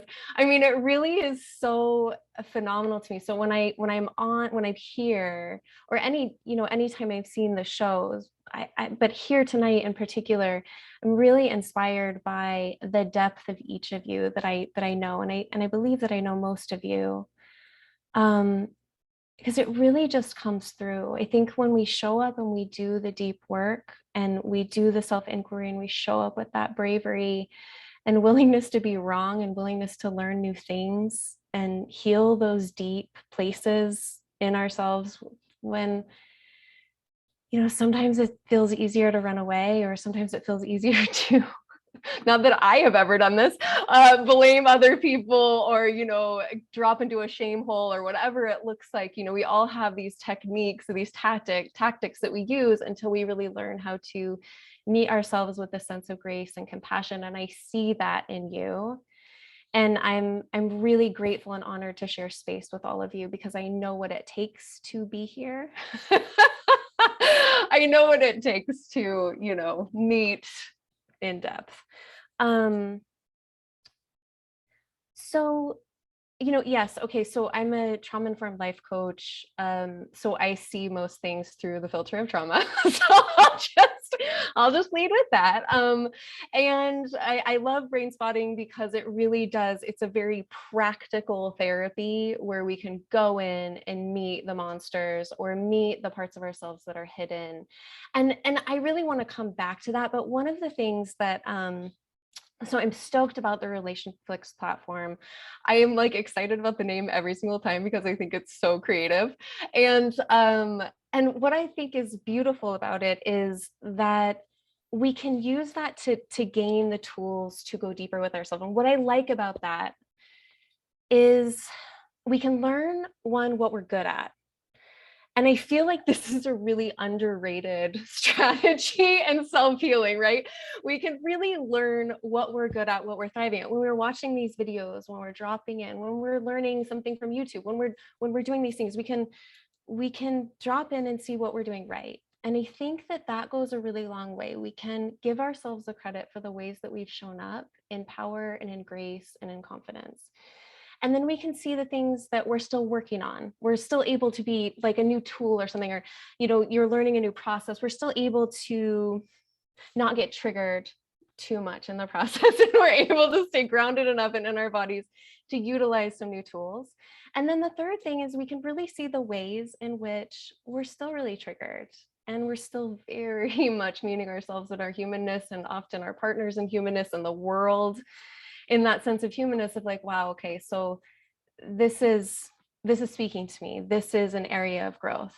And what I like about this philosophy of walking into any new learning is that it really gives us an opportunity to be curious about what is, and it turns the view from right, wrong to the famed curiosity to where are my edges? How do I move through them? What does that look like? And so I think that, of course, because I work with trauma in so many different ways all day long. So because I work with people with that, obviously that's the lens, but I think it's really important to look at the things, look at those places, those edges where we still have deep growth. And this is really important to me. So I think I spent so much time in the self-growth world thinking that I would like never be okay. Like thinking that I literally was like, that so much shame, because that's like,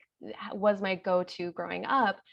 So much shame that I just thought, oh my God, I'm never, because there was this idea of perfection, right? If I have to be perfect in all of these different areas in order to be lovable, worthy, all of these things.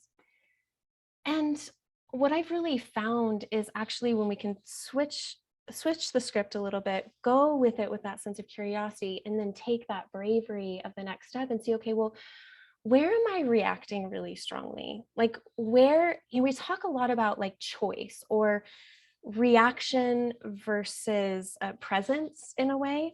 And I think anytime we are going to reaction, it's something to notice, right? It's something to pay attention to. And if we can flip that from looking at ourselves from the shame perspective, because honestly, in all of the people that I have ever worked with, including myself, like, okay, yes, it's good to self-reflect, but we are all human and we're all learning, and we all have something. We all have something, right? So noticing when our body reacts, I think is really important. So I get a lot of clients who've done a tremendous amount of therapy, lip talk therapy. I primarily focus on HSP, hypersensitive people who are struggling with anxiety. So I get a lot of empaths, I get a lot of super feelers, right? Because I love working with them. And what we see is that when our body goes into that reaction state, what you want to notice is my heart racing? Am I feeling like I need to shut down? Is there a small voice inside that is like, get real small, it's time to run away? Is there a hiding desire? Is there, watch the way the body responds. Do we get very quiet and small? Those are all signs and symptoms of usually a trauma response. And so those are the times when it's very helpful to look at it from a different perspective, right? So there's nothing wrong with you. It's just what your body is doing as a natural course to protect itself. And that is really important information to have, because with that, we can use different tools on how to regulate the nervous system. And if those tools, that research may yield ways to calm the self. But if the self and the body are still responding, it's time to reach out for help. I am a huge advocate for attuned healing, especially when it comes to things in relationships. So attachment styles, anxiety, all of these things. It's just, we are meant to, I believe, heal within a relational frame, especially when we have so much anxiety. Being held in safety through the healing process is really vitally important. So I think it's a beautiful opportunity to, when we are diving into any new level of learning, to really look at it from that curious perspective of kindness and love, and just to look at it for, what is my body doing? How am I responding? How is this informing me? And if we get to that place where we lose neutrality, and I see this a lot, in the type of work I do, people will contact me when they are unable to return to neutrality. So it's normal to have stress, right? It's normal to have like a baseline and then have peaks of stress, but then coming back down to neutrality within,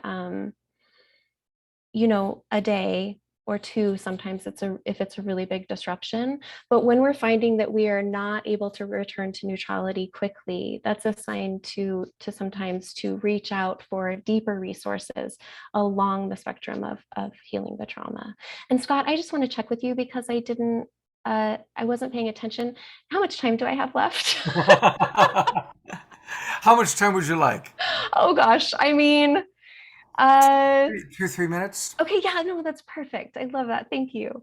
And so what I do is brain spotting, which is like not a sexy word. Like, it's just not, and it's such a funny way to say it, but it's basically next generation EMDR, which, if you're familiar with trauma healing, what we do is we access the unconscious mind through the visual field.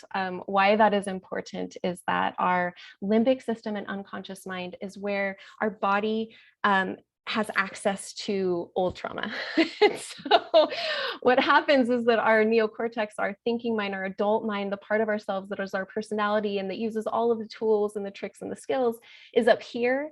And it responds to stimulus, like it responds to the outside world about, depending on the study that you read, the 20, it responds a lot slower than the unconscious mind and the limbic system. The limbic system and the emotional body and the physical body will react much faster than our thinking mind.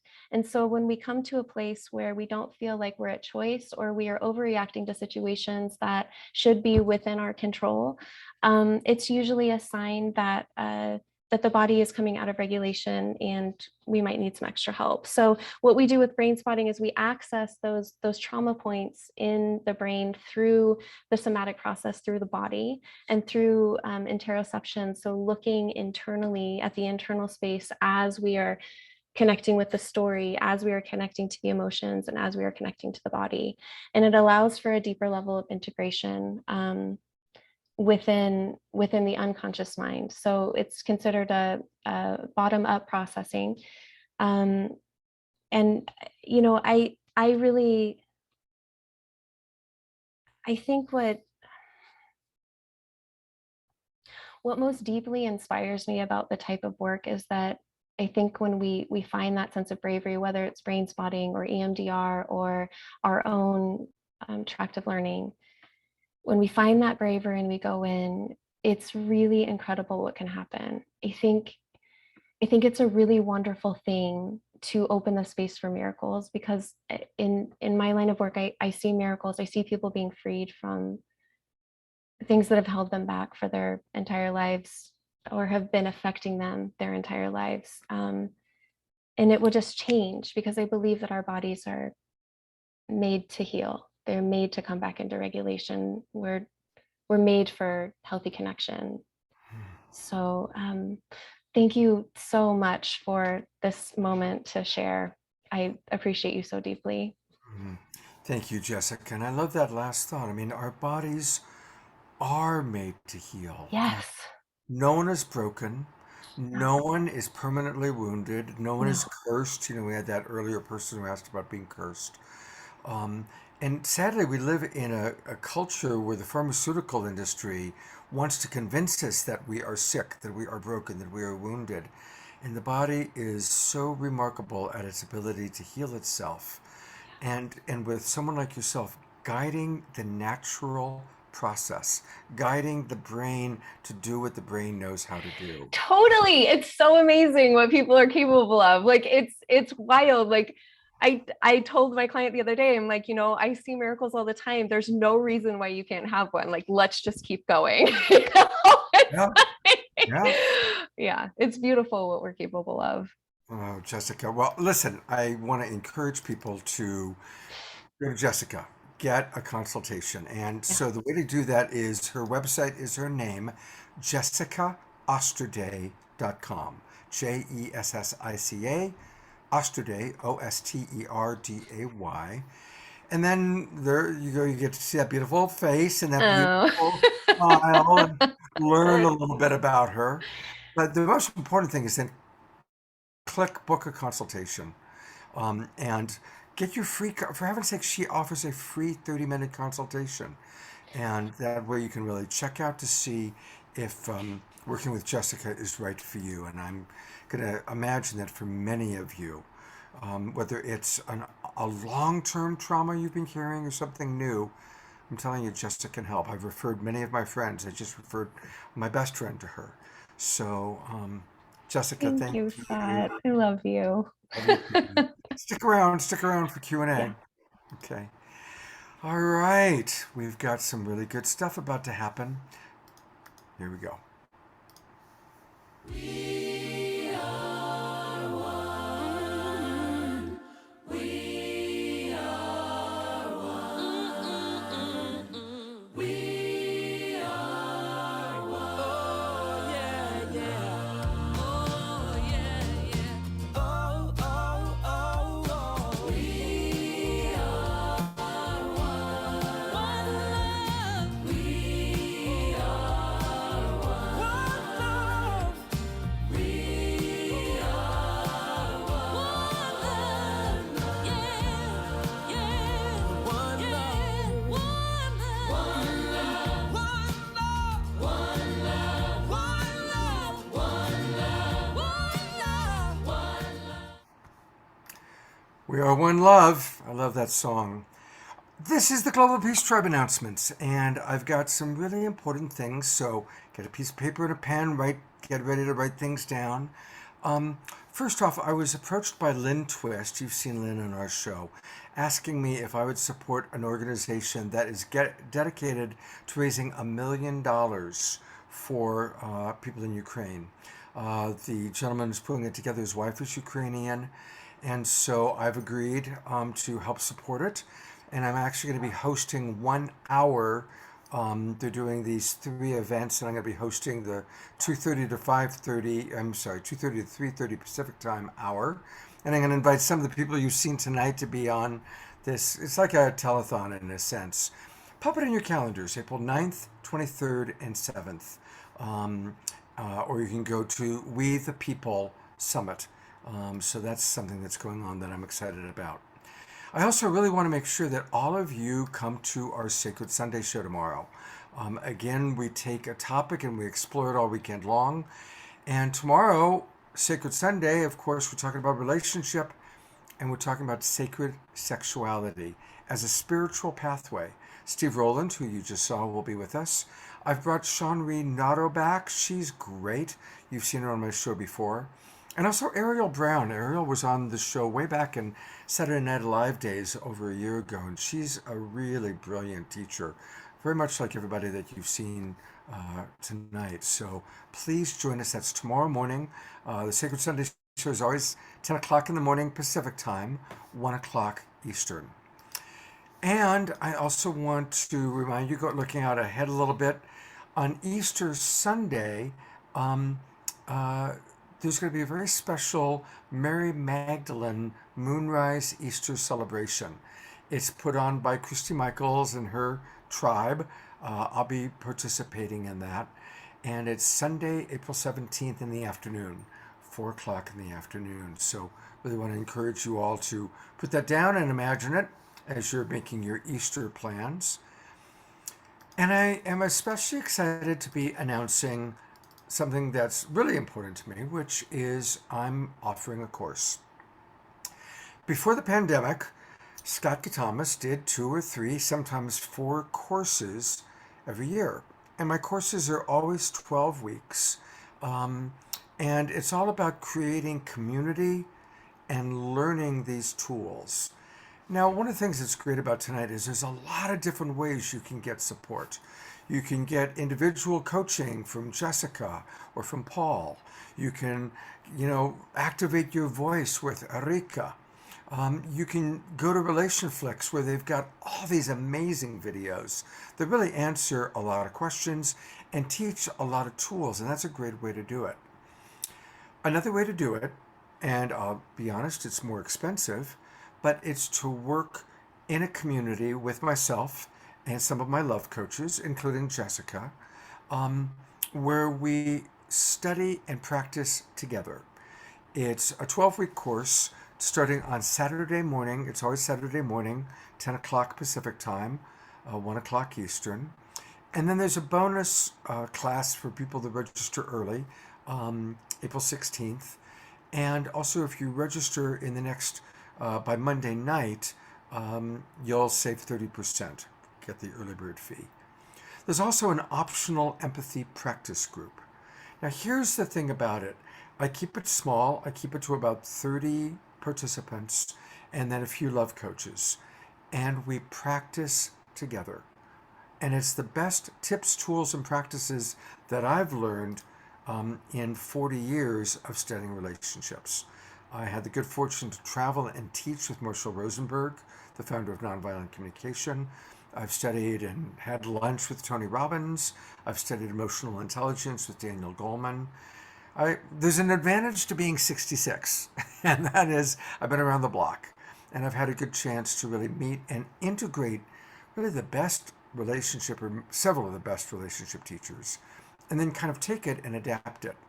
I've personally coached over 1,000 couples and many, many thousands of individuals. And so I've constantly taking and tinkering, how can we take this wisdom and make it as simple and practical as possible?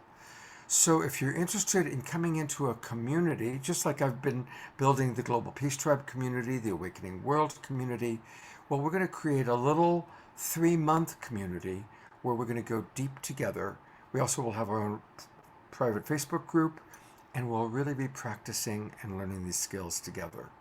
So if you're interested, and only if you're sincerely interested, I do offer a free 15-minute consultation by phone or Zoom to talk about it. And I've been pleased because several people that have been watching my shows have reached out to me, and everyone I've spoken to has agreed to do the course. So that feels good. I'm batting 1,000 so far. But it's not about talking anybody into doing it. It's about seeing if this course is really right for you. And there's also an option of adding private coaching, either with myself or with Jessica or with one of our other coaches. And we can talk about that in the consultation. So there you have it. Definitely excited about that. Looking forward to working with some of you in that way.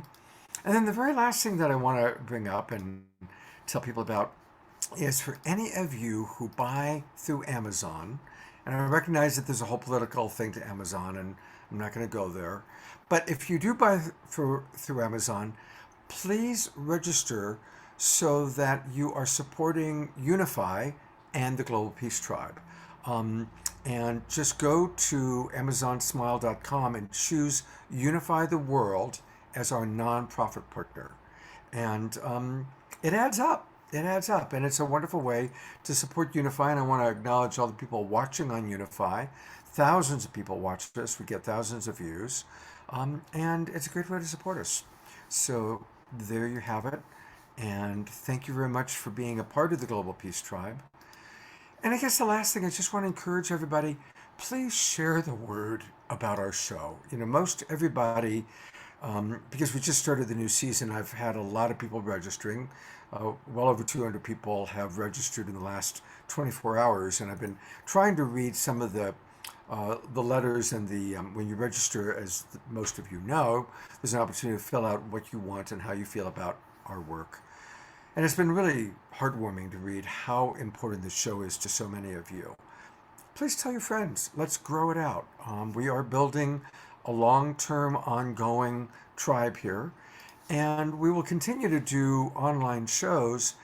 And if everything goes well, we will start doing retreats. We certainly are going to do the Soul Play Festival in June, and we're making plans now to do some retreats in Ashland, Oregon, Asheville, North Carolina, San Francisco Bay Area, and San Diego, North County area, and possibly Maui. So join us, get involved, connect, and won't it be fun when we get to actually meet each other in person? That's going to be fun, right? All right. I am going to bring up our coaches, and it is now time for questions.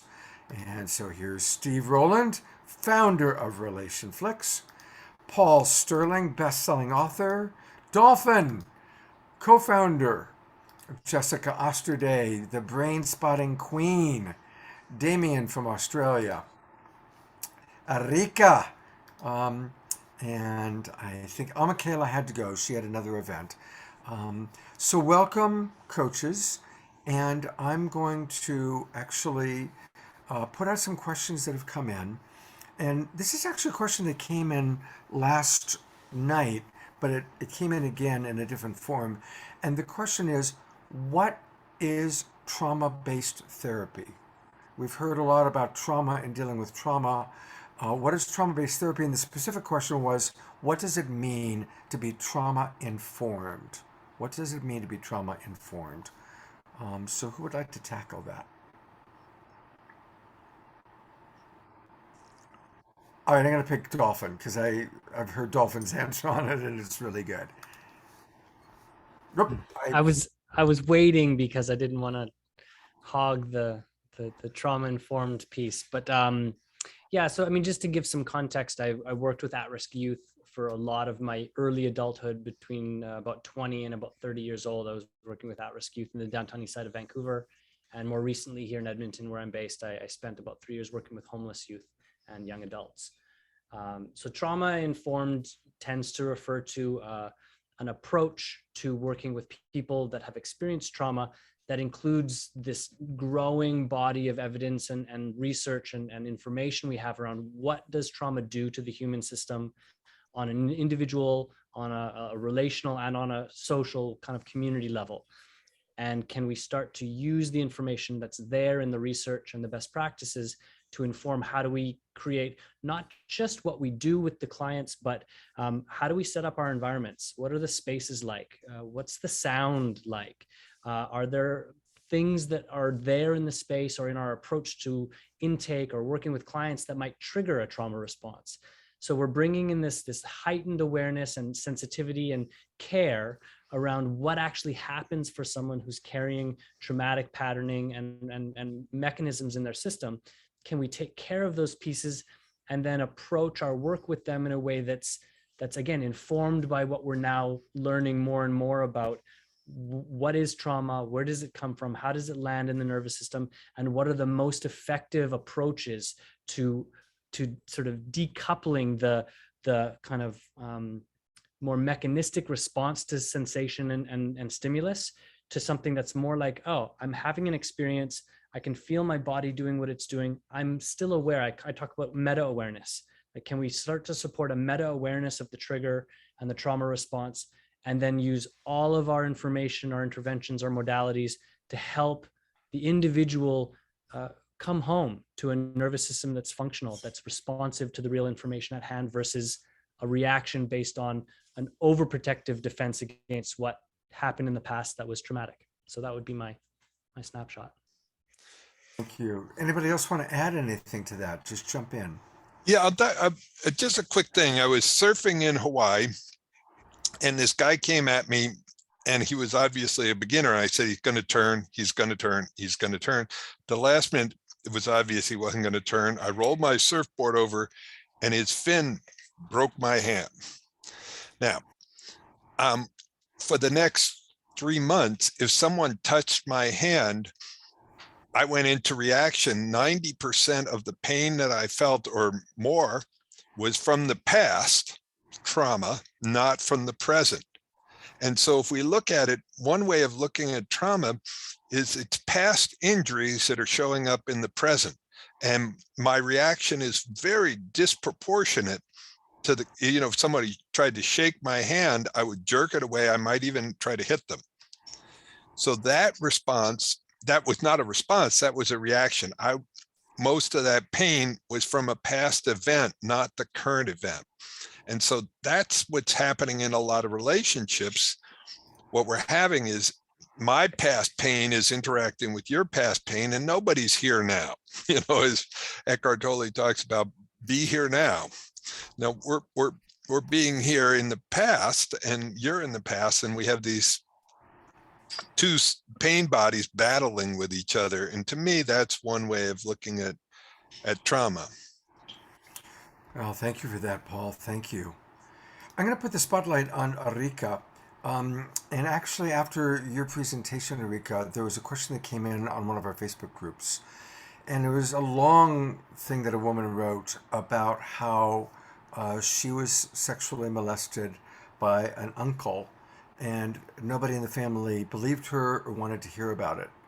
And she goes back and forth between the part of her that just like, okay, fine, they don't want to hear about it, I'm not going to talk about it to them, to the part of her that feels like, no, this is not fair to suppress it. And so do you have any thoughts about that? She's an adult now, and it happened many, many, many years ago. Oh, I just have a lot of compassion for any trauma survivor, any sexual abuse survivor who comes out later in their adulthood. And I can't speak for what happens now, but from my personal experience, I still have family members till this day that will still not believe. And what matters is to, again, be an advocate for your inner child. There's a resource which I recommend, and it's called RAINN, RAINN. I'm actually pulling it up right now. It's a National Sexual Assault Hotline. It's 1-800-656-4673. So it's a really powerful resource to use to reach out and get that support. But before you reach out, just know it's not your fault to tell yourself you're safe, you're safe, you're safe. As a woman, like in the chakra system, the root chakra is important to just feel safe in your body physically, and to look around your environment and just make sure that you feel safe wherever you are. So for me, I had to make sure I was in a safe environment to talk to someone. So if that means going to a coffee shop, going to a safe space away from the abuser, or away from the family member, that way you can have that conversation in a safe space. And so for me, when I was a little girl, I had to tell my mom, let's go somewhere safe, whether it in the car or a safe space. That was my experience. I did not know about RAINN or these resources, but all I knew was, let me get away from my abuser, and just tell myself, no matter what happens, I'm going to feel safe. I have my back. There are resources, and just know that there's tons of coaches here. There is Dolphin, Steven, Scott. There's so many resources here. You can reach out to me. I'm happy to have a conversation with you, and just hold space for that, because I know it can be scary. And also just know it's not your fault. This is something I tell my clients, this is not happening to me, it's happening for me. It's not happening to you. It's happening for you. And never blame yourself. This is not your fault. You're innocent in all of this. And that's the best thing that I can share with you, is that resource, RAINN, RAINN. And hopefully that can support you, and feel free to reach out to me on Instagram or Facebook at Erika Briones. And again, my heart opens when I hear people talk about abuse. Every person experiences it differently. Some people avoid it, some people shut down, but the moment that you are aware, that you acknowledge it, is the first step. The moment that you're acknowledging it, and right now, by you just acknowledging it in the chat room or just acknowledging it here, that is a big aha moment. You are courageous, you are willing, and that is the first step to heal, is to just say something. You know, saying something, using your voice. This is why I'm such an advocate for using your voice, because part of using your voice is not just being courageous, but knowing that this is not happening to you, it's happening for you. Beautiful. Thank you so much, Erika. Thank you. Such important work you're doing, and I just really appreciate you very much. Here's a question that any of you might want to tackle, and it's something I think we all can relate to. How do we manage when there's a family member or someone that we have to be in relationship with who has a radically different idea, whether it's Trump versus Biden, whether it's get vaxxed or not get vaxxed? Now, of course, I'm not looking for us to take a side here, because we don't do that in this show. We're multi-denominational. We respect all belief systems. But the question is, how can we be in our truth and in our integrity while honoring and listening to someone or connecting to someone who has a radically different belief system? And obviously there's a lot of that going on. How do we reduce the polarization? So who would like to tackle that? Stephen. Yeah, I'll take that one on. All right. Yeah. So to speak about that dynamic, I was dating someone recently, and there was a couple points of view that both of us had that were different. And yeah, I just want to say, like, first things first, like, I just have a lot of compassion for the difficulty of being at odds or in a different space or holding a different frequency or a different belief system than someone that we're really close about. And yeah, it can get really swampy and kind of muddy and thick and difficult to move through. And so, yeah, I just want to express my compassion for that dynamic, because it's a very real challenge that we have. And I think, like, it's important to have a finger on the pulse of what's the other person's capacity to meet us in a certain way.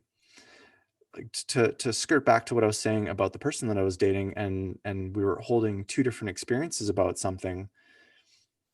There was this beautiful space that we arrived into where, instead of avoiding like a I'm right, you're wrong, or one position is superior over the other, which inherently puts us right into the Cartman drama triangle and stuck in these drama and power dynamics that can play out, which is essentially what I think the question is trying to avoid or mitigate.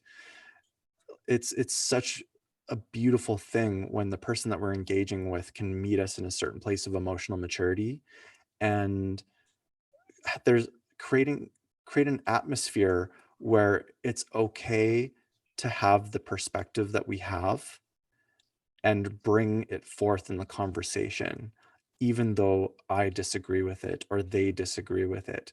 Like, can we hold that inner pillar of strength enough to, at the very least, let the person speaking have room at the table to be heard, to be seen, to be witnessed in what their experience is? And irrespective of us holding two completely different points of view, can that be okay? And sometimes it's like straight up, it can't be okay.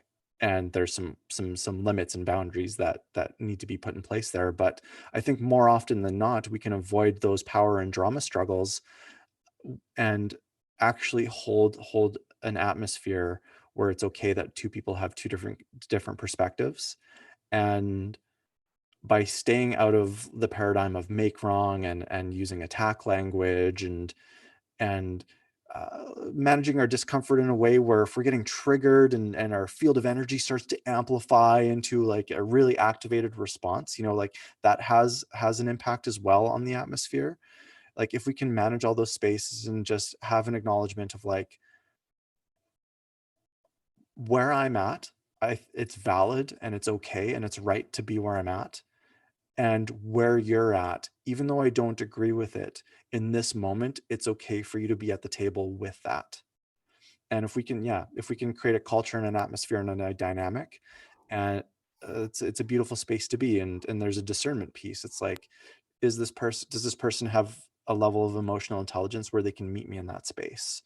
And if the answer is no, then it's kind of incumbent on us, assuming that we're the more developed, emotionally intelligent person in the dynamic. It's incumbent on us to be attuned to when we need to set boundaries or not, and set some limits on a conversation. So that's what I would say. It's by no means exhaustive, and there's tons of nuances and different crevices we can dig into there. But that's what I got for you in a quick hit.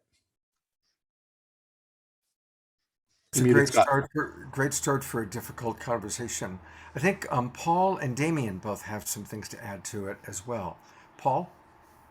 Thank you. If you drew a triangle, what I've taught literally around the world, and what I've found is almost everybody, when they're speaking, they want three things. They want to be heard, they want to be understood, and they want to be valued.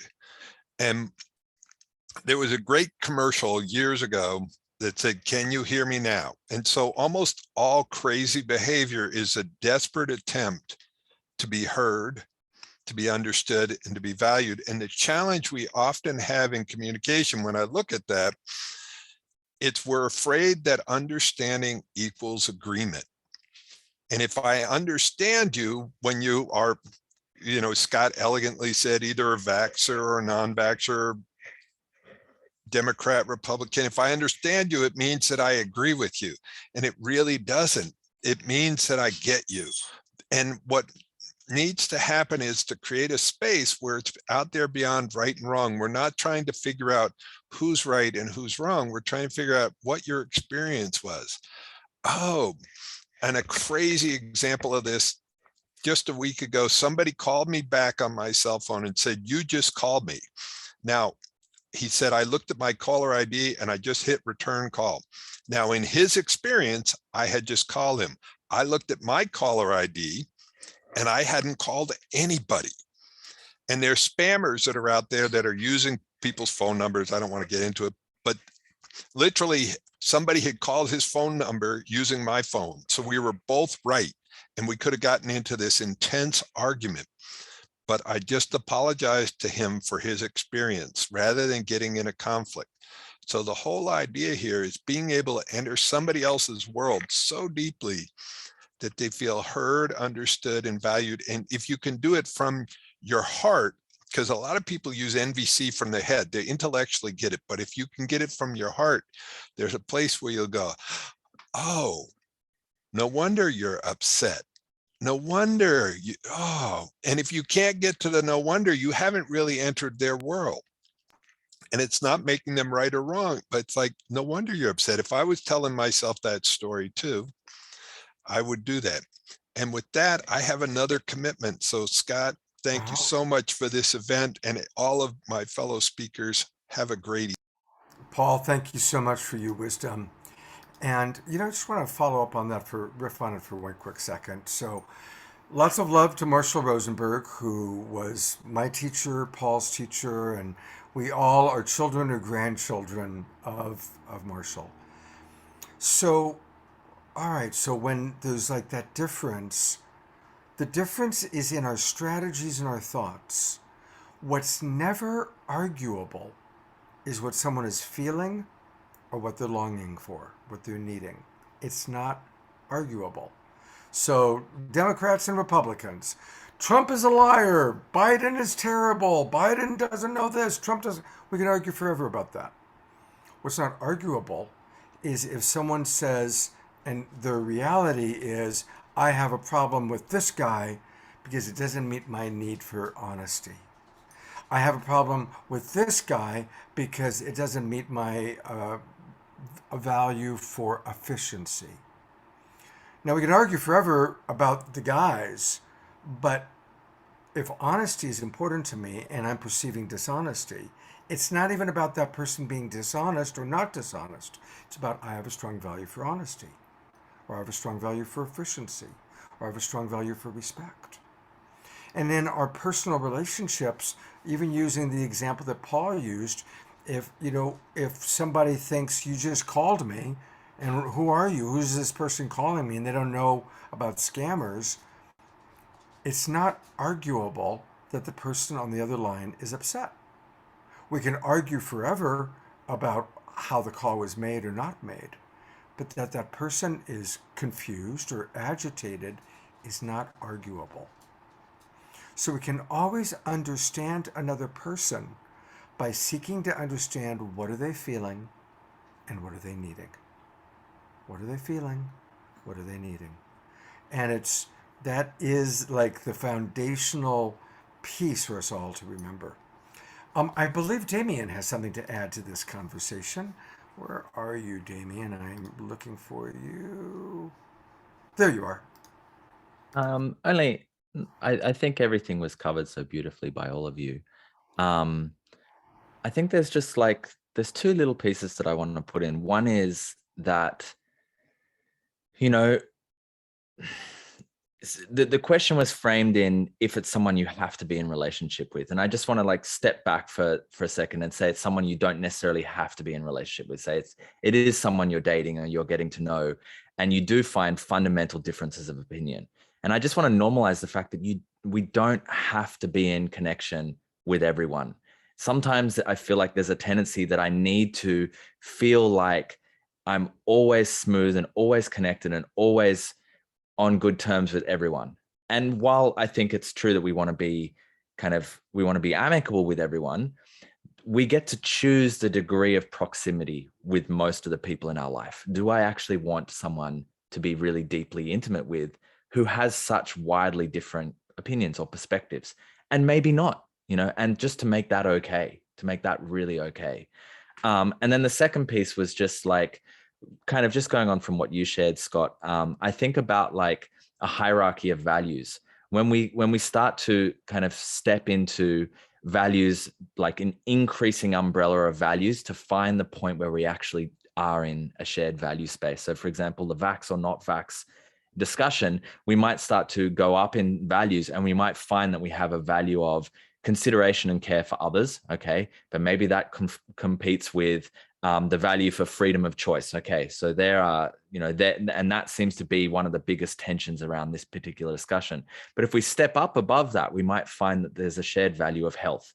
We just have a different orientation around what that health means. And if we can orient from that value set, from that value place, I may be able to be in that kind of common sense of agree to disagree. It's not necessarily the most ideal place to be with if you actually are forming deeply intimate friendships and partnerships. But if they're people in relationships that you kind of have to be, and there's this grinding sticking point, I may be able to alleviate the conflict by not necessarily having to go into the discussion. We don't have to go into the details of this is my choice and this is my choice. We can actually just agree, hopefully come to the point where we can say this is a health discussion. And even though we have different perspectives around health, I want to value your orientation to health in this way. And is it okay to have my orientation to health be valued in this way? So that's just another little addition there. That's really important. While we've got the spotlight on you, I'm really intrigued by the title for your website, Evolutionary Relationships.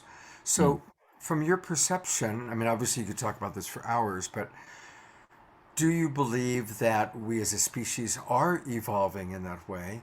And what are some of the key points, bullet points, if you will, of what really makes our relating evolutionary?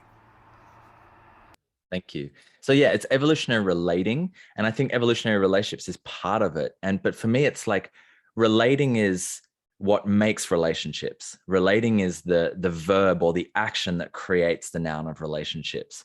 And so it's like, how do we relate in a way that actually fosters our personal evolution and our collective evolution? How do I communicate with you in a way in which we're both being transformed by the nature of our relating? We're being transformed by our connection. So one of the biggest things that I think about is, I have had this urge in me for a long time. And I know so many people who have this urge for like tribe, for community, for being together in some kind of way. There's almost like this telos, or this pull that's pulling us towards how do we actually connect and come together. And there have been experiments, and I've observed some of the different communities around the world, and I've been with them, and I've seen the challenges that they face.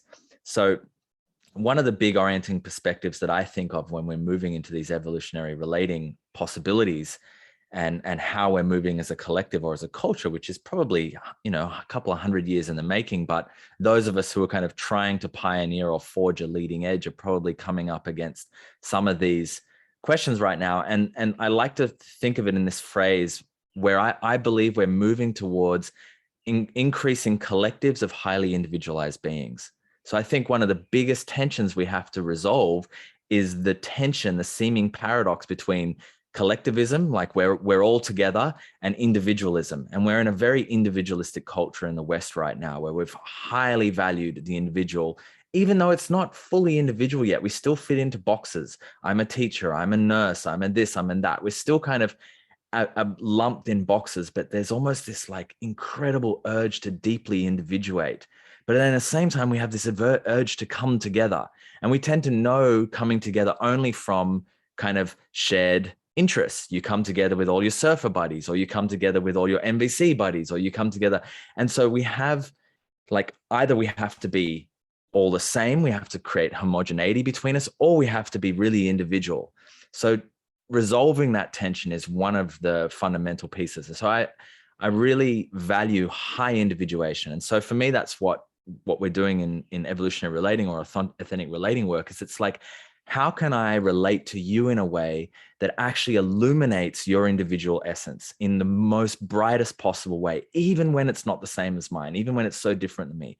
And how can I relate in a way that actually illuminates my own individual essence and brings that together? And then how do we bridge that gap between us and create something where we're actually pieces inside of a bigger organismic puzzle, and we're different shaped pieces, but somehow we fit together and we create something better, bigger, more holistic than we can on our own, even though we're individuals. So it's this kind of holonic unfolding.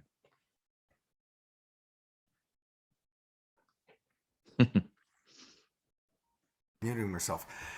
Beautiful wisdom. Beautiful. Well, I certainly look forward to getting to know you more fully.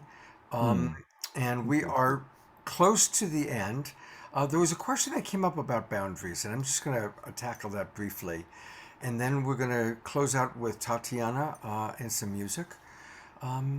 So Joni, who's watching on Unify, talked about how what we talked about doesn't always work because she has a neighbor that just comes over. Well, listen, setting boundaries is a very important part of compassionate communication. And one of the things that all of us teach is how to set boundaries with compassion. And it's a balance, right? So I'm going to do a really quick version of it. I call it a boundary sandwich. Lead with authentic reassurance that you care. Remember what Paul said? We all want to be cared for. Everybody. Everybody wants to be cared for. So lead with authentic reassurance that you genuinely care. Whatever, notice I'm putting the word authentic in there. So you got to find, what is it about our relationship or this person that I authentically care about? Lead with that. Then you set the boundary. And you explain why you're setting the boundary, which of your needs or values are being met by that boundary. And then the other side of the sandwich is be available to give presence to their reaction. They're probably going to be disappointed. They might be angry. They might be hurt. You don't change your boundary, but you acknowledge the impact of your boundary on the other person. which is a way to show care. So you're leading with authentic reassurance that you care, and then you're demonstrating care. And those are the two little sandwich loaf pieces with the boundary in the middle. So that's the short version. And for the longer version and to practice it, take my course or go to RelationFlix and you can get the more in-depth answer there. All right. Thank you very much. I'll bring on Erika had to go and Paul had to go. And we are past the time that I'd asked people, but I am going to bring our coaches that are still with us on for one last time. Jessica, you didn't get a chance to say anything in our little Q&A period here. Is there anything you'd like to riff on? No, there's nothing. That's it. Okay, well, your laugh will do the trick. Yeah, there you go. It's been such a pleasure and joy. I appreciate you all so much. Oh, love you too. All right, well, thank you, gentlemen and Jessica. And I'm going to turn it over to Tatiana. And we're actually going to play a video that she created. But Tatiana, why don't you just tell us a little bit about the video and then let me know when you want me to press play. Sure. And I could do like more of a backstory share or like a shorter share. Do you have a preference? Because I know you're short on Your time. impulse. I trust you. Okay. Okay, so yeah, I really wanted to share a song that could specifically speak to this theme of relationships. And this song, Refuge, is a song I just finished, actually just got out of the studio with it. So you are the first people to hear it. And just to share vulnerably, this song was born out of my illness. And my healing journey went through, quite a number of different phases and cycles. But during one cycle, I was going through I was in a lot of pain, and I was deeply confused about what was happening for me, and having very high anxiety. And I would be awake like all night long, struggling with this. And often around 3 or 4 in the morning, I was living with my mom at the time. I would go crawl into bed with her, and this woman would just hold me, all night long. And I just felt so held in the embrace of the mother and connected to this deep love that was, supporting me. And even though I was in a lot of pain and confusion, I just had this sense like everything is going to be okay. And this song Refuge, I wanted to speak to this bitter poignancy of being human. I really could feel kind of the suffering and heartbreak of humanity in this particular cycle that I experienced. And then beneath that, I could just feel this current of love, the love between human beings that can hold us, that can support us, that we come home in each other's eyes. We are healed by each other. It's through our relationships that our traumas are healed. We are resourced, and this life becomes something so beautiful and exquisite and worth living. And I wanted to capture that in this song, and I edited it together with video footage. This is an experiment, but the video I created just weaves together images from a whole bunch of different films, which I really wanted to, just capture the raw poignancy of humanity and this love, this deep, deep love that's holding us all together. And so that's how I'll introduce this song, and I hope you enjoy.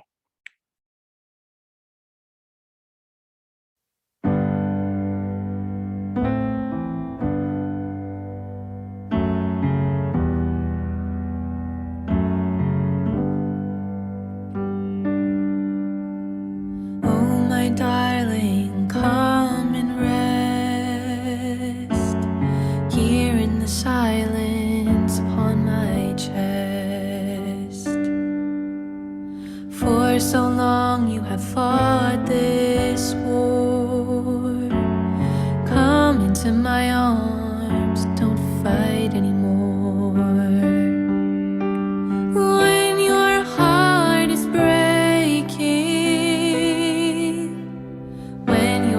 spirit's aching, remember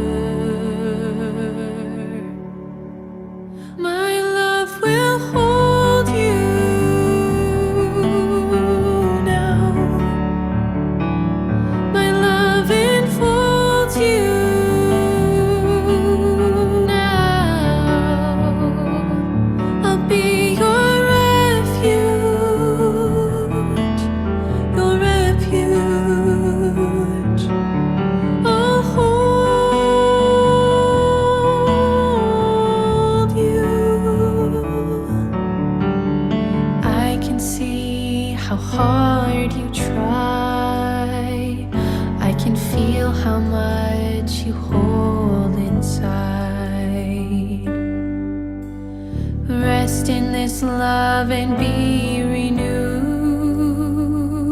Fall into me, that's all you have to do. When your heart is breaking, when your spirit's aching, remember, my love will hold you now. My love enfolds you now. I'll be your refuge, your refuge. I'll hold you. I will hold you so close and keep you warm. I will be your shelter in the storm, a place for your heart to rest in my arms,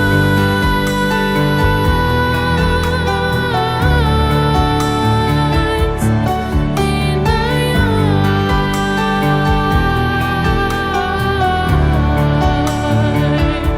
My love will hold you now. My love enfolds you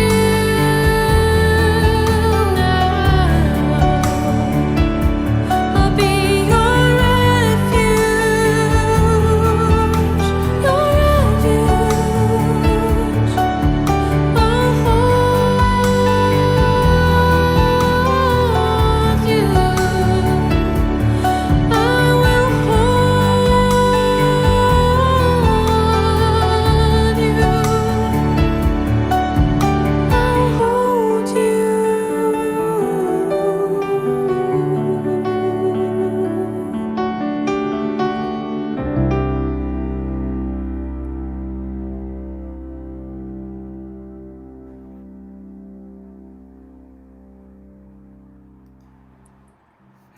Oh, Tatiana. I see Connie Baxter Marlowe is wiping tears from her eyes. That's one of our panelists. It was just beautiful. Thank you for giving me the chance to share that. Oh my God, it's just, thank you. Thank you. Mm. There's something so comforting about the combination of your voice and what you're singing, and being reminded of how much we want to be held. And then seeing all these different images, people of different races, ages, cultures, and just the humanity. There's just this extraordinary human longing to be, again, cared for and held. Thank you. Mhm. Yeah, and I feel like, it's a sense what we're doing in this conversation. These are circles of love, circles where we're coming home to each other, and it's bigger than the individual. It's a collective homecoming that we are walking there together. And yeah, I feel that here with all of you. I brought Dolphin and Stephen back on.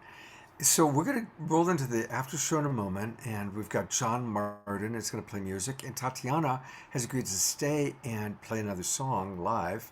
But there is a question that came in from Dorina on Unify. So Dolphin or Stephen, this is for you. Question: what is your take on platonic relationships? As I'm reading that they are rising. So thoughts about platonic relationship? Can I just clarify? Is that like a partnership, but in a platonic dynamic? Dorina, if you can hear it and you can respond, I don't know. I'm just reading to you what she said. By the way, Dorina did just say thank you, Tatiana, for this hauntingly beautiful song, deeply moving video, and true refuge for our hearts. And Jennifer Yoga is asking, where may we purchase this, please? So that's all on Unify. Tatiana, if you can respond to them, where people, or put in the chat box and I'll read to people where people can get it. Dorina says yes to your question, Dolphin. Yeah, I mean, that it's. I don't know how much I have to say about it. I mean, I could just sort of, off the top of my head, speak. Well, the reason I say that is because, each relationship is its own, and I think what we like to do is we like to bring labels and stamp labels on things and go, this is what this is, or this is how we do this here, and for me, that's not how relationships work.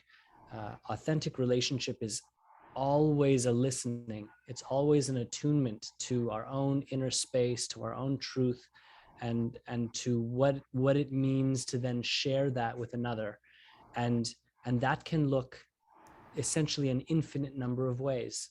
So what's going on that happens to be happening more often now? I mean, I could guess, but the truth is I think relationships are in a significant state of transition right now. Like, if you think about human culture, where we've evolved as human beings, and where we're at now in modern human culture, this way of living in kind of urban centers where we're very packed together but actually very disconnected from one another, where community isn't a central aspect of our day-to-day lives, that's brand new.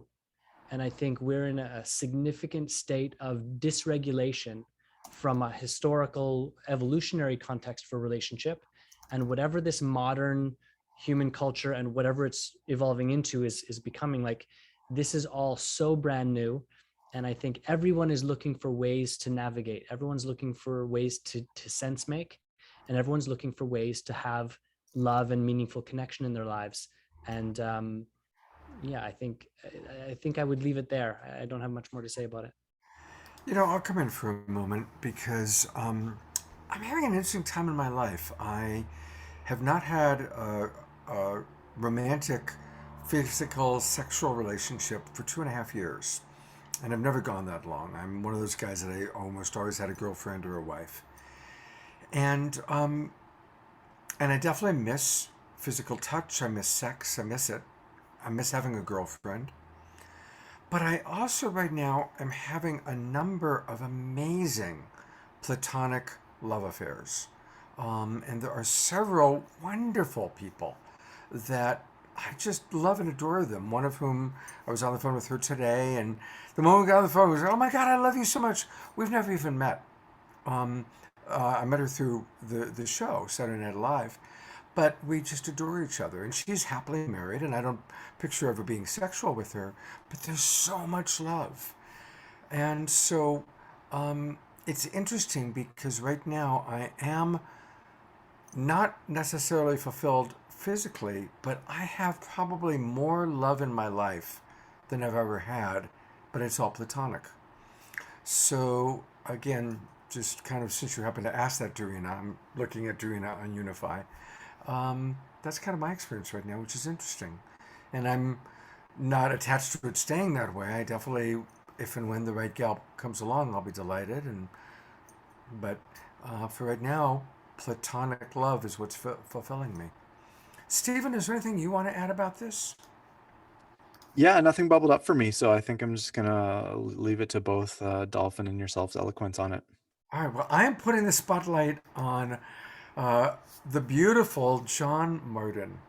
And we can have platonic love affairs with brothers. And Correct. this is certainly a brother that I love. Again, I've never met John, but oh my God, his music, his heart, the way he speaks.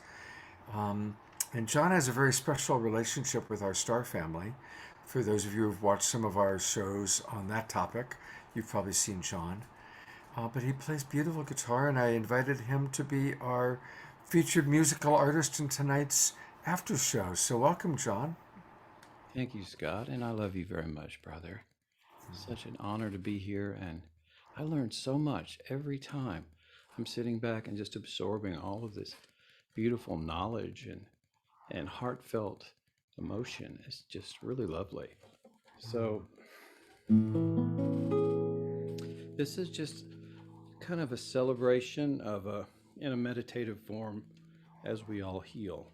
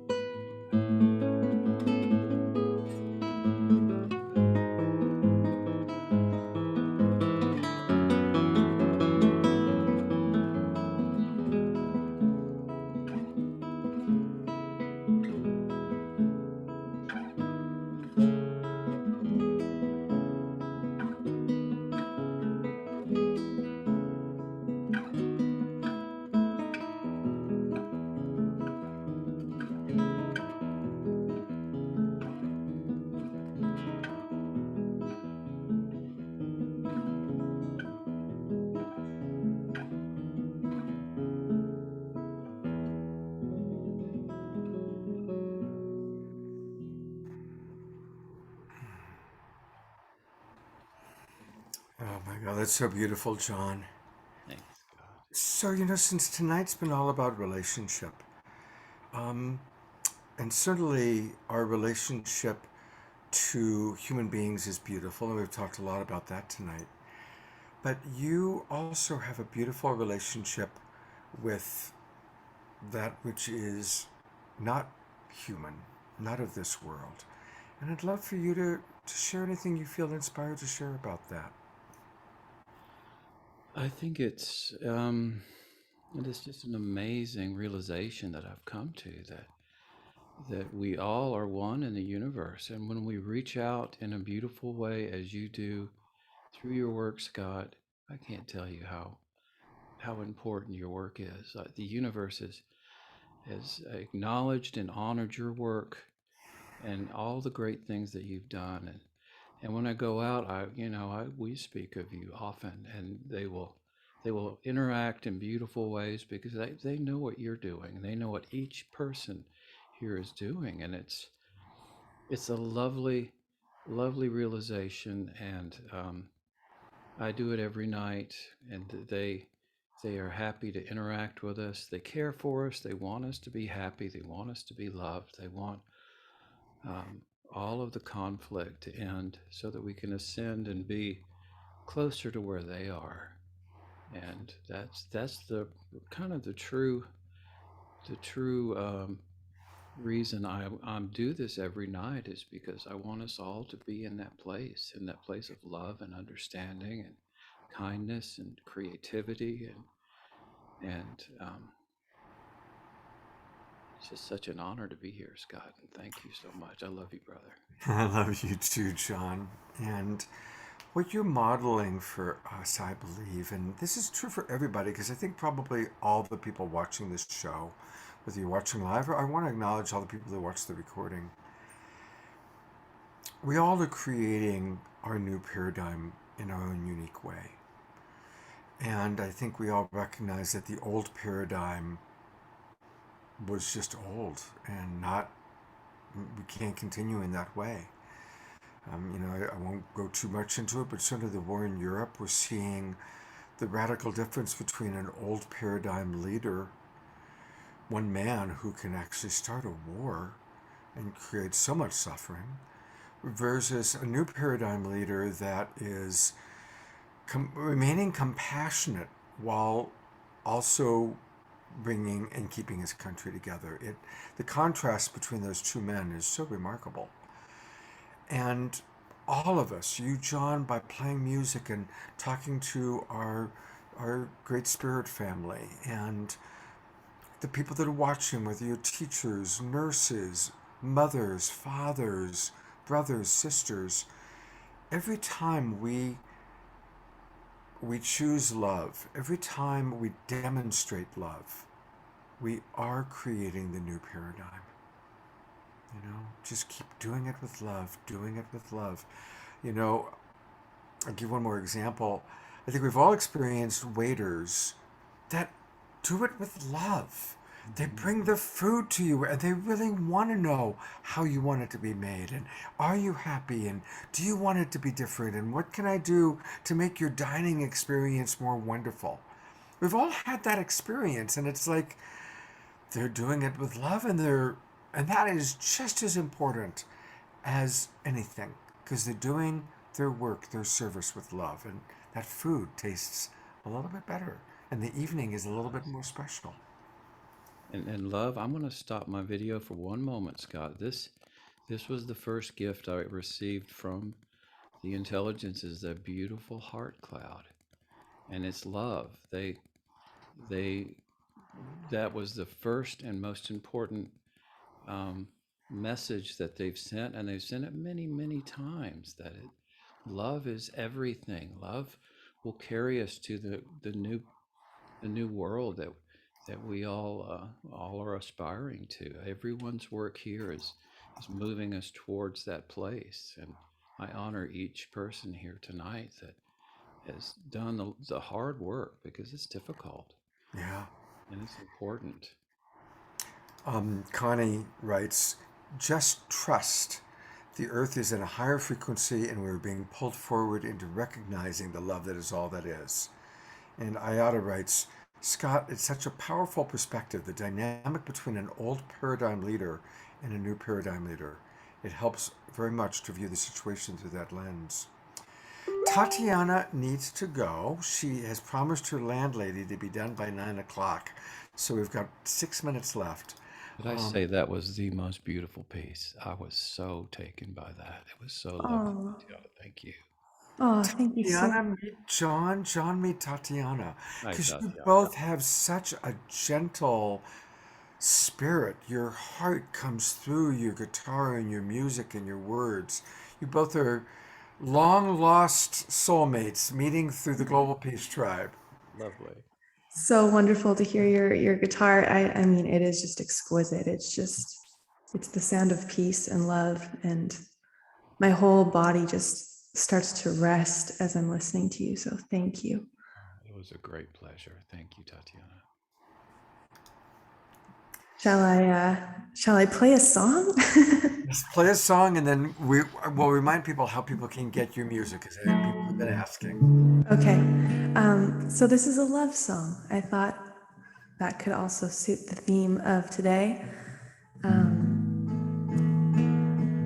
Yeah, I'll let the song speak for itself.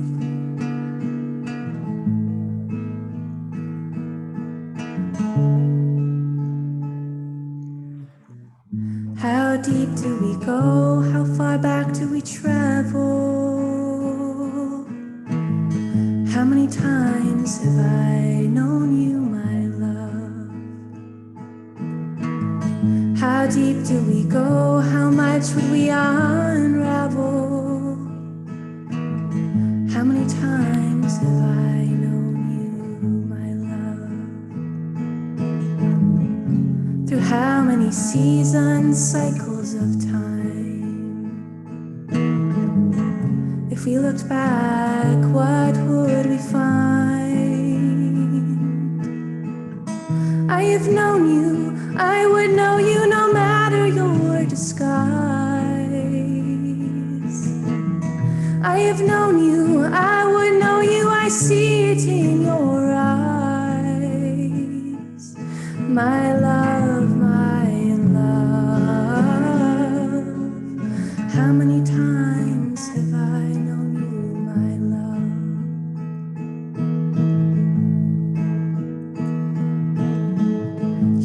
familiar to me in your every motion. How many times have I known you, my love? Our love is as endless as the ocean. How many times have I known you, my love? This knowing goes deeper than our skin. Where do we end? Where do we begin? I have known you, I would know you no matter your disguise. I have known you, I would know you, I see it in your eyes. My love, my love. How many times have I known you, my love? How many times have I known you, my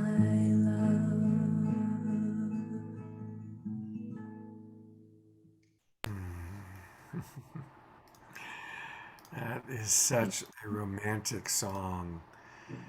That's the song we all want our beloved to sing to us, yeah? Yeah, it's that experience of, and I know it's happened to all of us, when you meet someone and you just feel something so familiar, something resonates so deeply in meeting them, and the intimacy can feel so profound. And there's a sense that maybe you've met before. I don't know if it's a past life or just the souls recognizing each other, but that's what I wanted to capture with that. And that moment, that soul recognition moment, it's probably, if we all think back to some of our greatest moments in life, it's when we've had that experience. Exactly. Just a reminder, especially for those of you who want to get her music, the song we just heard, not this one, but the one that had the video, Refuge, will be available in a few weeks. So what you want to do is go to her website, TatianaSpeed.com, and just put in your name and your email address and subscribe. And that way you will be able to find out about when she's got, you're going to make announcements, and you kind of send people periodic emails about, for example, Caravan. We had Caravan, the video on one of our previous shows. It's beautiful. And go to her website, TatianaSpeed.com. And Tatiana, you'll be back with us on our Earth Day show in a few weeks. Yes, can't wait. Yes. Thank you so much for having me and introducing me to this incredible community. And it's really fun to see Dolphin again, because I haven't seen him in a while. And Hello, he's my friend. an old friend, and sweet to meet new friends and old friends. And yeah, thank you so much, Scott.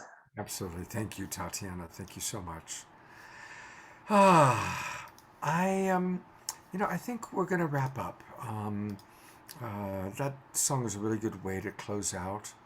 So I want to thank Dolphin and RelationFlix. John, thank you for being with us. And thank you, everybody, for watching, all the people that are still with us on Unify, on Facebook, and in our Zoom room. And I hope to see all of you tomorrow morning for our Sacred Sunday show. And again, it's going to be a beautiful topic. We're going to be looking at how sacred sexuality, what is sacred sexuality, really? Not just California hot tub tantra, but real, genuine sacred sexuality. How can we use that as a spiritual pathway? Perfect for the Sacred Sunday show and as a wrap up for our RelationFlix weekend. So I hope to see you all tomorrow. Thank you, everybody. Have a beautiful evening, and God's blessings. Good Thanks, night. Scott. Thanks, everyone.